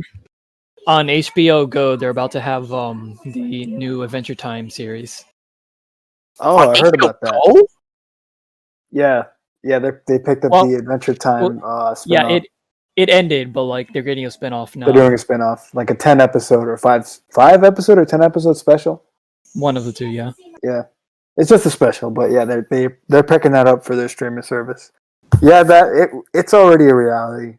Every cable company / network has or is in the process of getting a network. Because look at Disney, they already did it, and they own the majority stake of Hulu, so they're just trying to stop other companies from doing it. Yeah. No, I agree. It's all happening, and I know it's happening. Getting crazy. It's getting crazy because I don't want to have to shell out any more money for like, Pretty soon, the bodega down the block is going to have a streaming service. which says a lot because I already That's like, going to be called Yo. Looney Tunes. Stream those Doritos into your dorm. Stream that loud, but chopped up Because I'm like, to your house. Disney's gonna own the concept of cookies and milk soon. yeah, because already at this point I'm like, Nigga. I'll be honest, I still am a provider for my Santa friends Claus can't come to your house without having to pay Yeah. Disney. with password sharing and stuff like that. So I'm just like, you know what? It's fine because at least we all get to watch the same things and it's available to people. But I am gracefully not looking forward to the day that the next streaming service is coming out and everybody's going to have to hop on it, and there are people who can and then Dude, I feel like the only thing Disney hasn't dominated, like completely bought out yet, honestly, is games. yeah. Yeah, can Like they not? Because they try to do that with, what was it? Disney. Well, they had their own game studio, but they shut it down. They did Disney Interactive, but Yeah. like when they made, I forgot what it was. Disney Infinity. Disney Infinity, yeah, yeah. Once that flopped, they kind of just backed off from games altogether. They're like, yeah, we tried. I mean, it was to the point where they licensed off Star Wars games to EA of all people. Yeah. Oh man, fuck. I mean, they were competing with Nintendo with their amiibos. Like, you remember the Disney Infinity amiibos? Yeah, and they were they were eventually on clearance. Layaway. I mean, not layaway, clearance. And even the Animal Crossing amiibos were on clearance at most like dollar stores. I mean, because Animal Crossing didn't. And then all of a sudden, put them out, and they didn't really like. Yeah, and now they're reselling for like $50-$60. Wow, and they'll be like, everyone's trying to get their villagers in the game. Yeah, but with Disney, it's like they just haven't. The last thing they haven't bought out is games, and I feel like that's the next piece. Like, once they can't buy any other movie studios or like IPs, they could be like, "Yo, Nintendo, how much do you want for Mario?" Yeah, right. Nintendo's gonna say, "Fuck that." Or, "Yo, Sony, how much you want for Kratos?" These are Kratos. The next Disney's God of War princess. Fuck you. You know, it's kind of funny that you mentioned Disney Infinity, because I just realized that that was a trend for a while, like those like toy games or whatever. Yeah. Like toy to life games. But now they're basically dead. Like even amiibos have kind of like stopped being super popular. They're picking up now with Animal Crossing. And even with Disney Infinity, you would really only get the figures if they were based off a property that you liked or a recent movie that came out, and you just want to like put that on display. I still love that the only amiibo I have is the Peach one from Smash. Yo, how much you want for Peach? Is she rare now? She is, definitely. If you picked her up, like, she was a wave 1, so most likely. But yeah, it's like, I guess with just in general, with the Marvel stuff, I just like, I really don't want to have to do it. I know I'm going to do it, and I know a lot of. You really do sound like you have Stockholm syndrome with the MCU. It's okay to leave it. Just saying. No, it's not that. I enjoy it. I really do. I mean, the other day, like I said, I watched Endgame, and I enjoy it. He says as we pull up his arm, and there's bruises all over. I know. I really did it. Like the other day, like I said, I did a movie night with myself, and I just watched Endgame.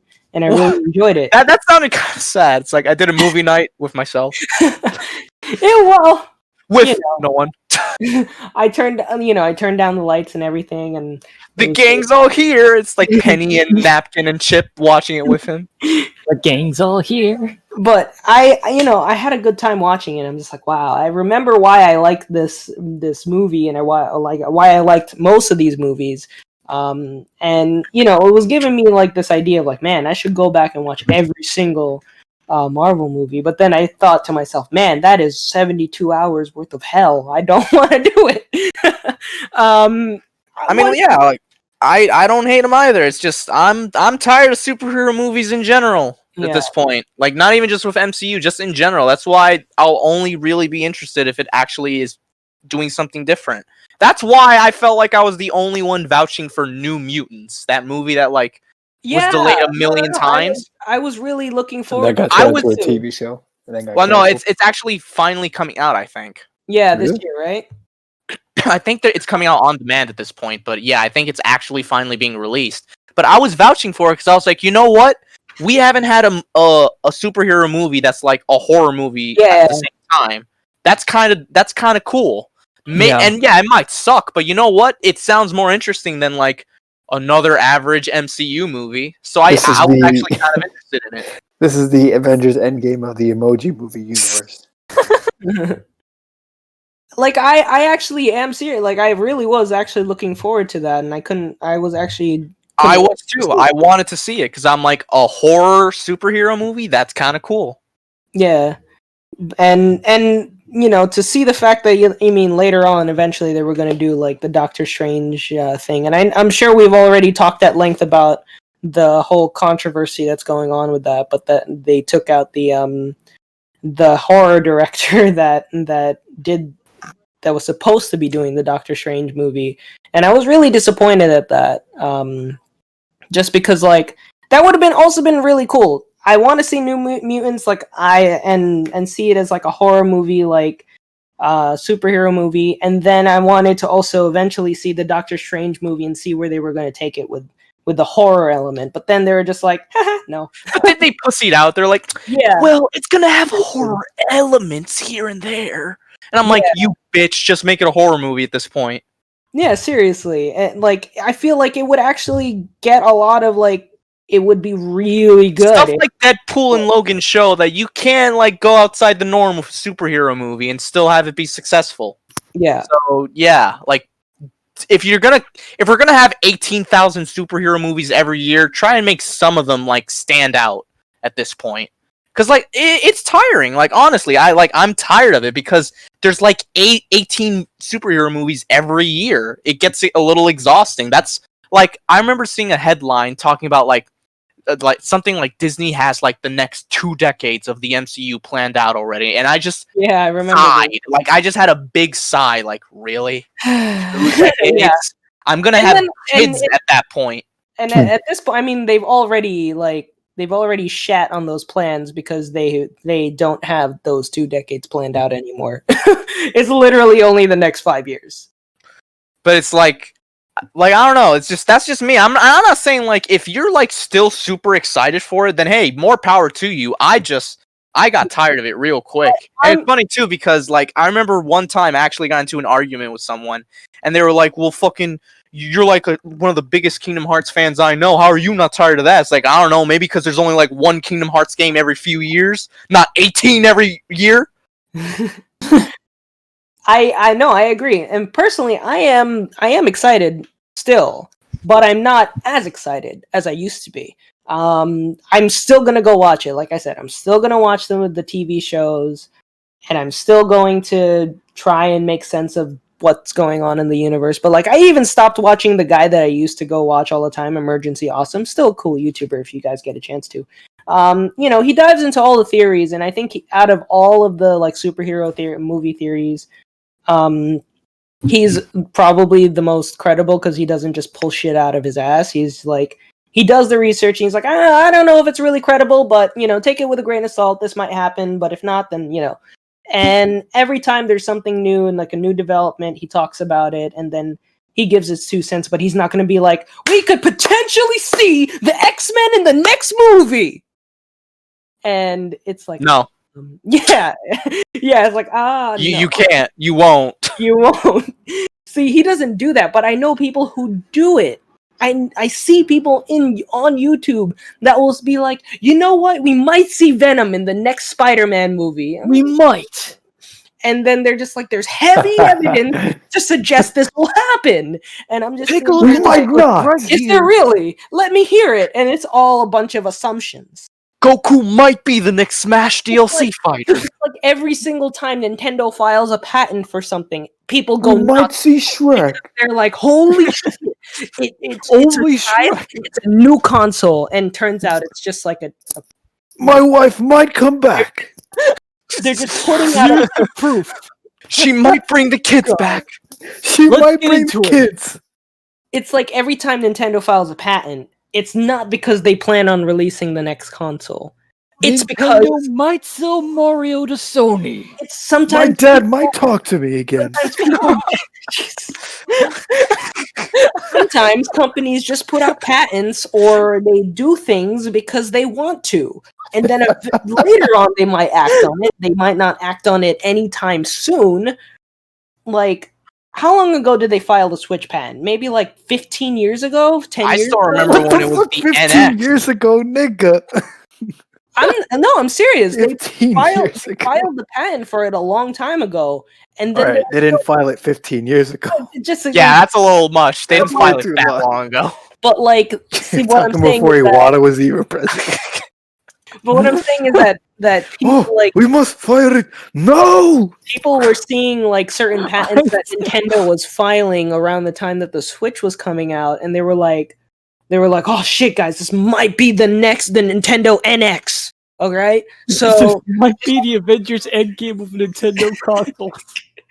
And then This might be the end game of Smash Bros. And it turns out the patent was already taken out many, many years ago prior to that. And it's just like, yeah, see, I don't really... You can speculate all you want, but you won't really know until it happens. Because YouTubers love the speculation. Yeah. They love the speculation clickbait. equals views. Exactly. They like the clicks. That's why I say there are some like users Add that some will... money. There's some users that actually will just be like, yeah, I really don't know how much this truth there we is. need to talk about this MCU speculation. Here's what this might mean. And I think you sounded like Dr. Phil. The American people are tired of women and the MCU. Jesus Christ. My wife is tired of the dishes. I stopped watching a lot of that content. I just completely I don't want to hear it anymore because now I'm just like, there's a lot more that I can be doing with my time that doesn't involve me speculating about the rest of the MCU. Right.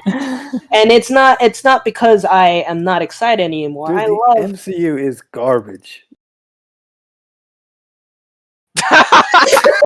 Silence to that.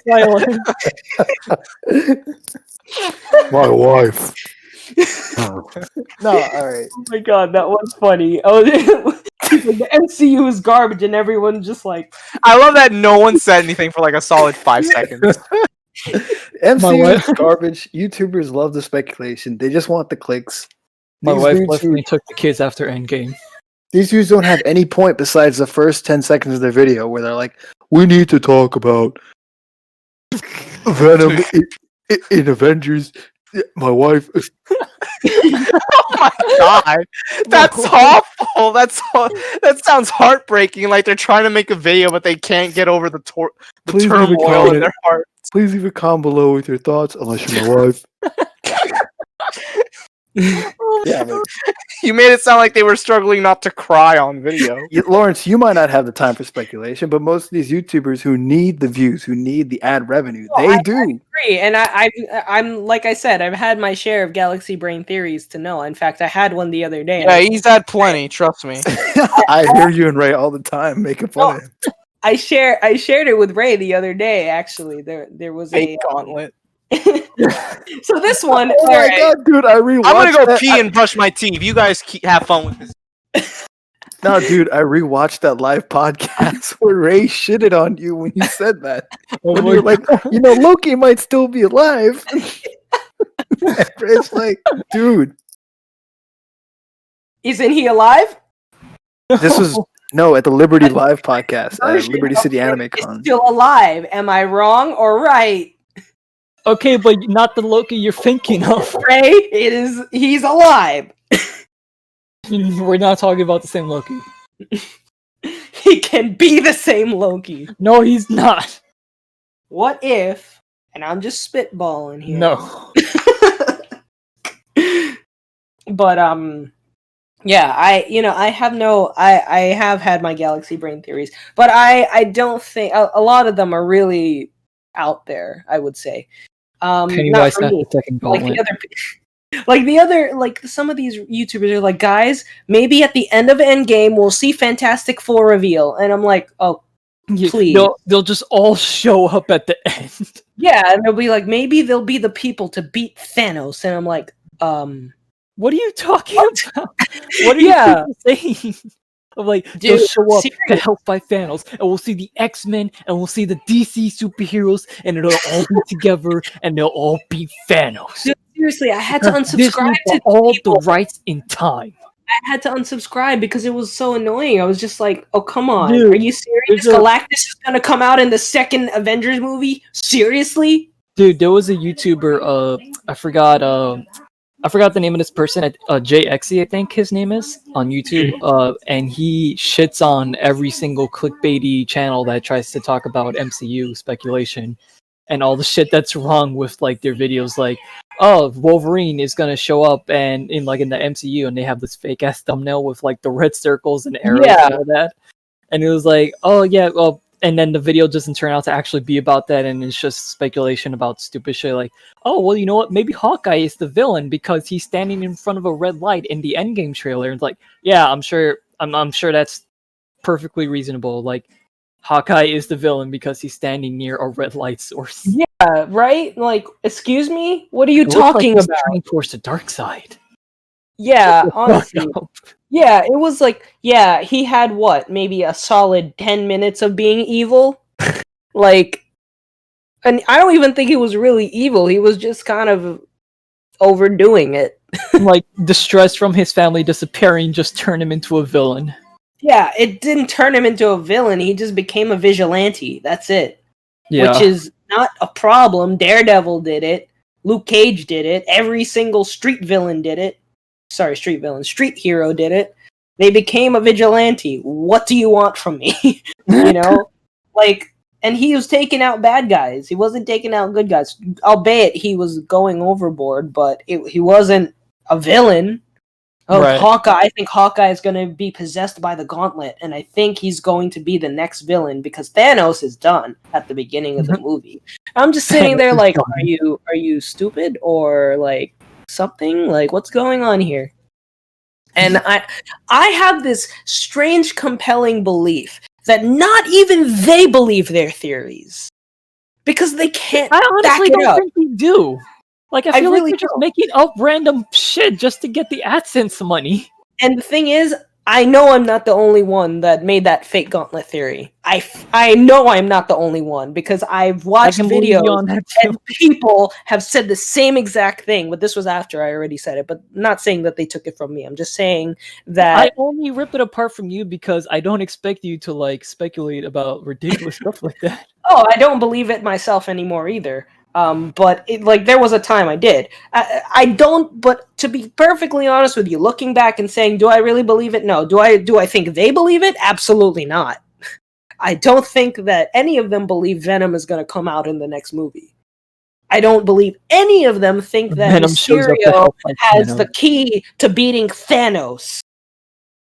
Like there are so many really bad theories that I have to cancel it out myself and not think about it. I unsubscribed to a lot of these channels, and this was I only subscribed to them because I was still in the heat of the moment after post Infinity War, where I really wanted to know, what's the next step? What's going to happen? When we were held in Where that do we go from here? suspense, you know? Yeah. But then after Endgame, I was just kind of like, okay, we're done.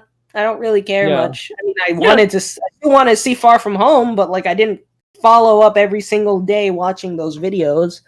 Yeah, I won't lie. Like, I tuned out of those channels too. Like, as soon as Endgame was done, like, there's no reason to go back to any of these like MCU speculation channels that just talk about like not even just like these stupid theories, but just news in general. Like, oh yeah, we just got this announcement to like Doctor Strange is being directed by Sam Raimi, and I'm like, okay, cool. Like, I'll read an article about it, but I don't need to watch a whole video now because I'm not into this news as I was before when we're left in that. You're right. We're left in the speculative state after Infinity Wars. Like, where the fuck? How is this gonna end? Like, where do we go from here?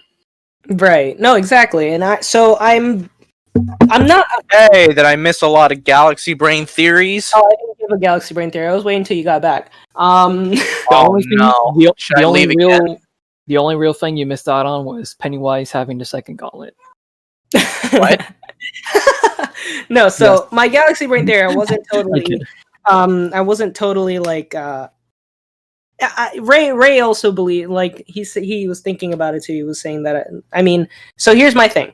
When I was watching Endgame the other day, I was thinking, oh man, Hulk said that he tried to bring back to bring back Black Widow. So he tried to bring back Smash.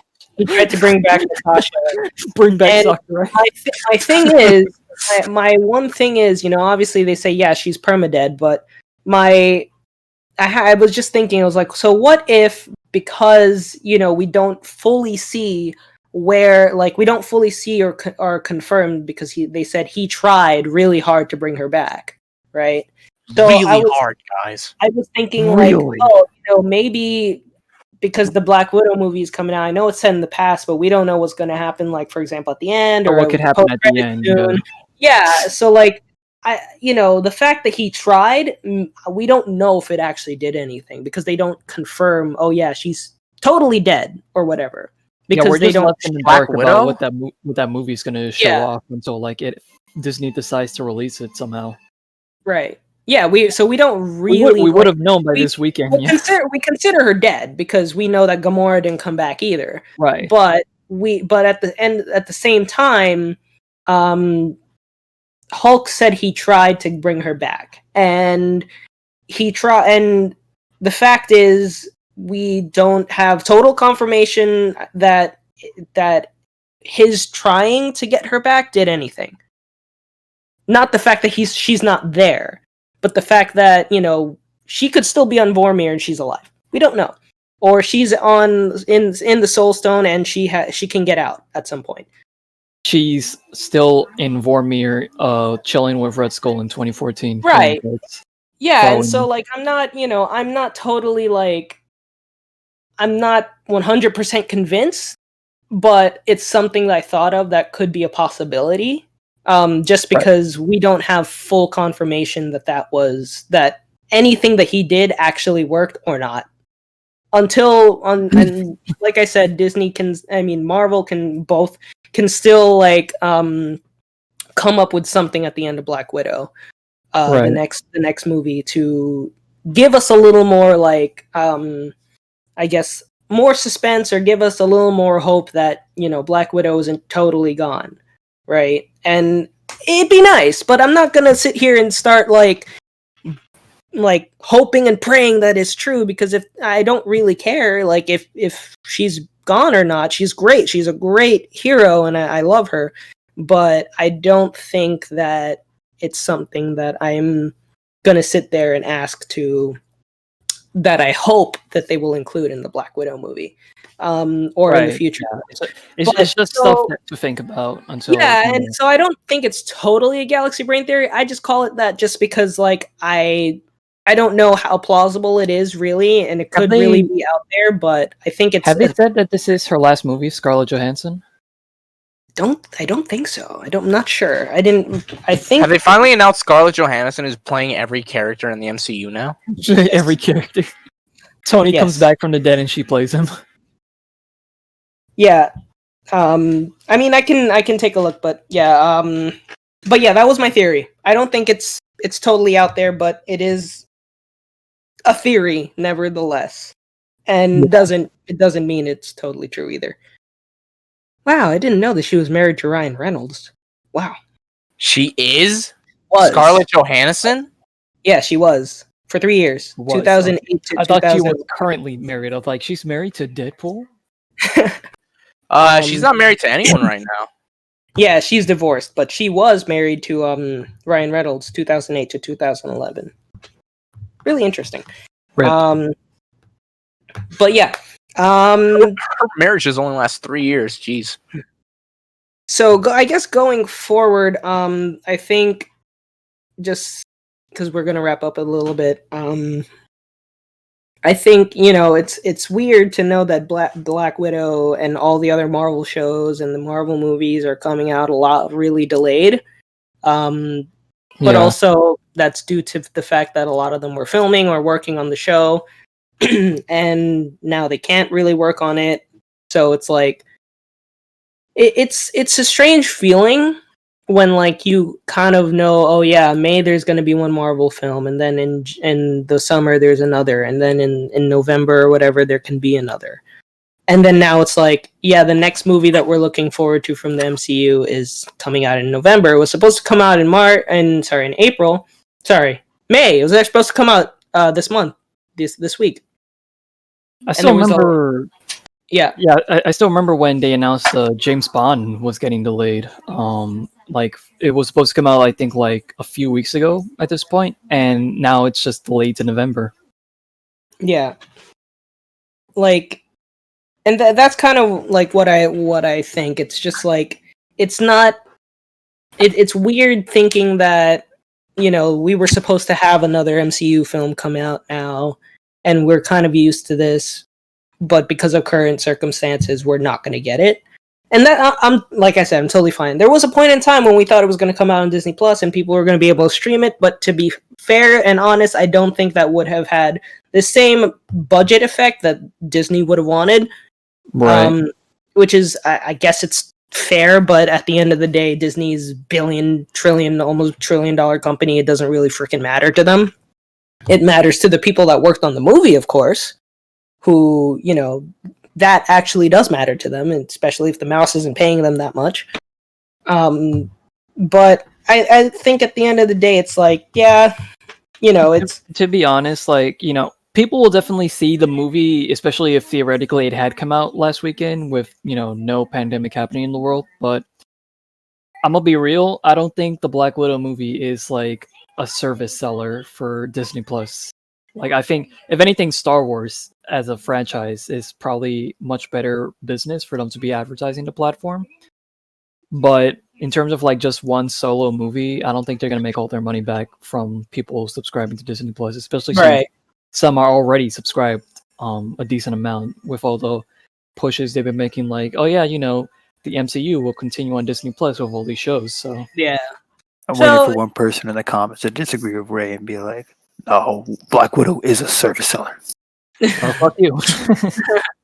But yeah, you know, that's just my thoughts. There's, you know, Sonic the Hedgehog actually is out on streaming and on DVD if you guys want to go watch it. When are they going to put out Shadow the Hedgehog? DVD. Oh right, yeah, you know, Sonic the Hedgehog now has an MCU to it. Did you know that? And Sonic Can the we Hedgehog stop trying to make everything the MCU? Cinematic Sonic universe. the Hedgehog 2 is Dark actually universe. the Endgame of the Sonic universe. But yeah, They Maria. remake Sonic and Mega Man Worlds Collide for the movie.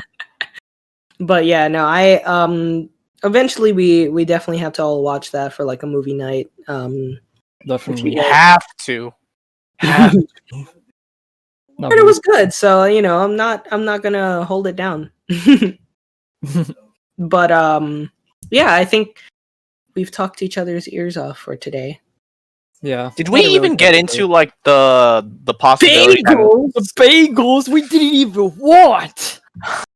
The what? Did we get into the possibility of movie theaters not being a thing anymore? Like after we didn't. No, we didn't. that actually, We that's something I was going to ask sort of too. touched on it. I mean, really How do you quickly guys think- before we head out, let's discuss. Really?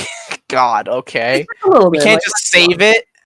Well, no, because I think it relates to kind of what we were talking about here. We'll talk a few minutes about it. Yeah, and just then a few wrap minutes. it up. I will. It is And I'll late, wrap- How man. long has the show been going? For 3 a hours. while. 3 hours exactly?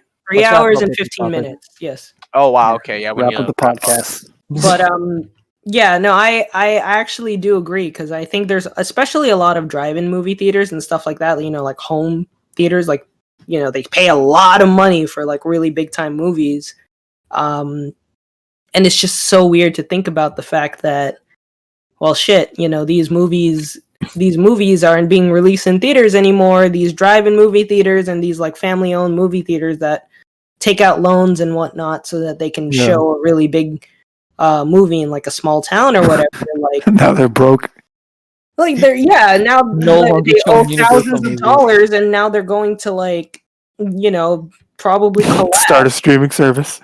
And I mean, look, I feel like personally, I don't think movie theaters like the ones in Times Square, you know, like the big ones, I don't think they're going to really go anywhere because people will still go to them because it is Times Square and people love watching movies there, like us. I mean, yeah. You can finish your point and then I'll chime in. But yeah, I do, however, think that like movie theaters in other places that don't offer like a secondary service, like the Alamo Drafthouse, which gives you like food while you watch a movie, right? Or, you know, any of these like 4DX or something like that. You know, if any of these movie theaters don't offer that and they're not situated in like a shopping mall or something like that, then yeah, they might struggle a lot coming out of this. But if it's like, especially those in like smaller towns, suburbs, and rural areas, but when we're talking about something in the city, maybe half of them won't be fine. Like a lot of the ones like further downtown in the city, in other parts of New York City, like in Queens or in the Bronx even, or parts of Brooklyn, even.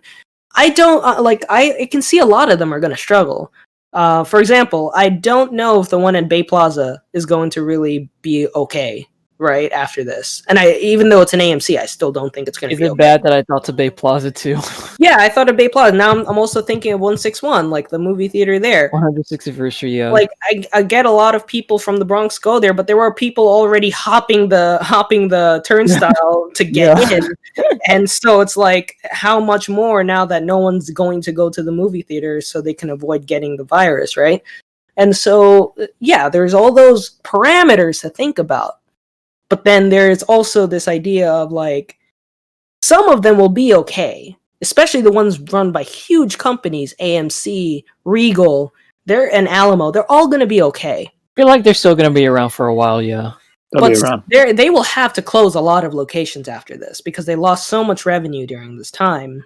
And I think no movie Tuesdays, but whatever. Yeah, the suburbs, the ones in the rural areas, and the ones that are like not as popular, they're gonna go. They're gonna have to get going, right? They're either gonna have to hit the ground running, or they're going to have to get out because, I mean, it's really weird too because like movies have been around so long that a lot of people tend to assume that they're recession proof, that nothing can really shut down the movie industry, but. If you look at what's happening now, Hollywood is pretty much frozen over and like pressed pause on everything. I have a friend who works in LA and he's laid off, and it doesn't look like anyone's going back to be working on sets pretty soon. Yeah, and it's the same thing with like theme parks too. Something I didn't even think about was the fact that like places like the Disney parks. Oh yeah, that's true. And I know Disney makes a lot of money, but at the same time, a good chunk of their revenue comes from the parks, right? And the same thing with like Six Flags, Hershey Park, or Universal Studios. Universal Studios was supposed to come out with Nintendo World. Yeah, the Nintendo. Fuck Right Play Land. But like, have some fun today. Playland Park. See, that's my whole thing. It's like a lot of these places, including the amusement parks, might not be able to really like survive this.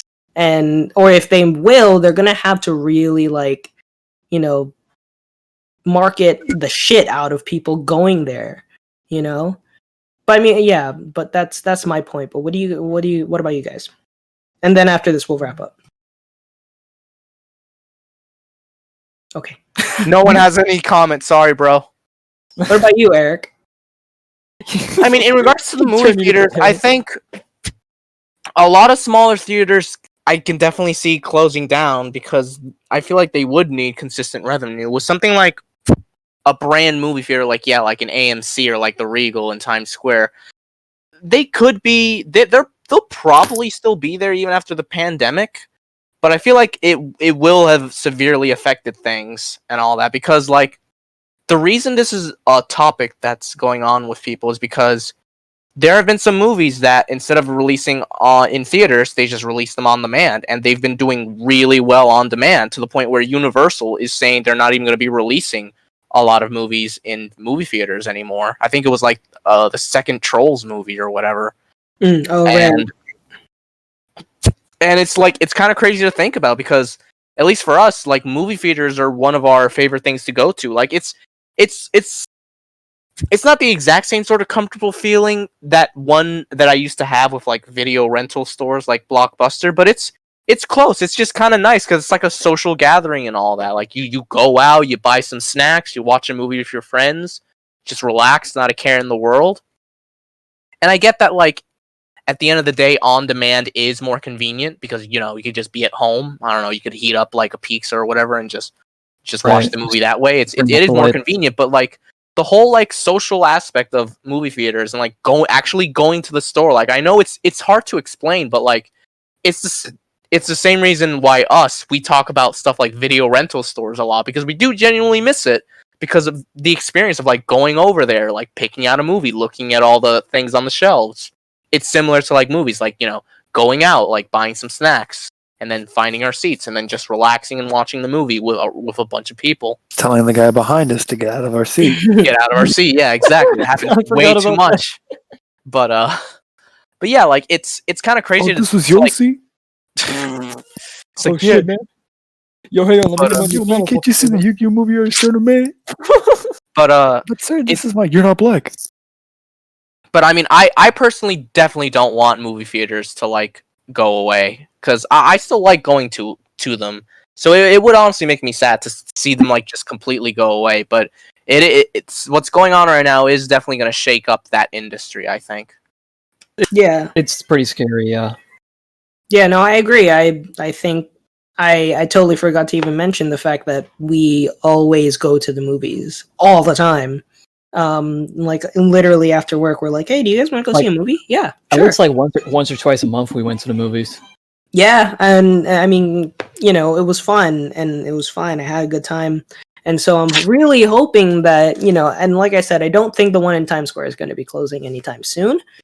Just because they do. If that one closes, man, that means the end of it all. Yeah, if that one closes, it really is the end of it all. And I At hate that point, to say like, it. what do we do? Because we like seeing movies together. So like, what do we do? Do we just go to Lawrence's place and just, like watch it on demand there? Or we could go to Union Square. There's another theater Yeah, I was there, gonna but say I'm sure Brian that one. Yeah, there are Brian there are other theaters, but it's just gonna really suck. It won't be the same. We asked Yeah, Lawrence it to really make won't. his whole room into a home theater system. Fun. I'll tell you guys a little bit about that after this, but yeah, I really do feel for the movie theaters, and that's because, like, first off, a lot of them don't count as small businesses, so they can't get like the small business loan, right? Which is obviously it's for mom and pop shops and delis and stuff like that. So they I don't totally fucking get it. close. Right, but at the same time, they're also struggling, and I can't really, I feel bad, right? They're kind of shit out of luck. Like, the only reason that they can't benefit right now, same with the theme parks, is because of there's no one there, and it sucks. So, I mean, at the end of the day, what can we do is just hope and pray that when all this is over, that we can go watch a movie at our favorite movie theater, and it still will be okay, Right. But do you guys have any final comments before we head out? Honestly, I think everyone hit the nail on the head. Like, I'm hoping, whenever this shit ends, who the fuck knows that, movie theaters can still be like an experience that we can go back to. Because it's gonna suck if that goes away, because it's kind of like Blockbuster going out of business. You're not gonna have that same kind of experience of going into the actual place and just having that little community kind of vibe and experiencing it with your friends and family. And now it's just like, it's convenient to have it at your fingertips, but I like that convenience after I already went to go experience it, like, at the theater. Yeah, no, I agree. I think that's perfect. What about you guys? You all good? Yeah, I think I'm good. Isaac? My wife. Oh my God. All right. Really? All right, everyone. I'm good. We hope you guys enjoyed. This was a long one. We're sorry about that, but That's all right. we talked a lot of good stuff though, so we hope you guys enjoyed. Yeah. Well, on that note, everybody, I want to mention that this is the series finale. I'm kidding. Yeah, All right. we're done. Sorry, guys. We ran This is out the of Avengers Endgame production of the, money. Sorry, Inkling everyone. Bros podcast. My I'm putting that God. in the description now. But yeah, everyone, I hope you really enjoyed this episode. I had a good time, really kind of stirring things up this time around. And I hope you guys will tune in a couple of weeks when we come back. My name is Royal Dude Lorenzo. I am the Blue Squid here on the Inkling Brothers podcast. My name is Ray, also known as Meatloaf Man. I am the Purple Squid on the Inkling Bros podcast. My name is Isaac. I am the Red Squid of the podcast. And I'm Eric. All right, And good night, my wife. everyone, or good evening, good afternoon, whatever time you are particular watching this. See you guys later. If you're my Stay wife, safe, don't leave a everyone. comment. Oh my God. My wife.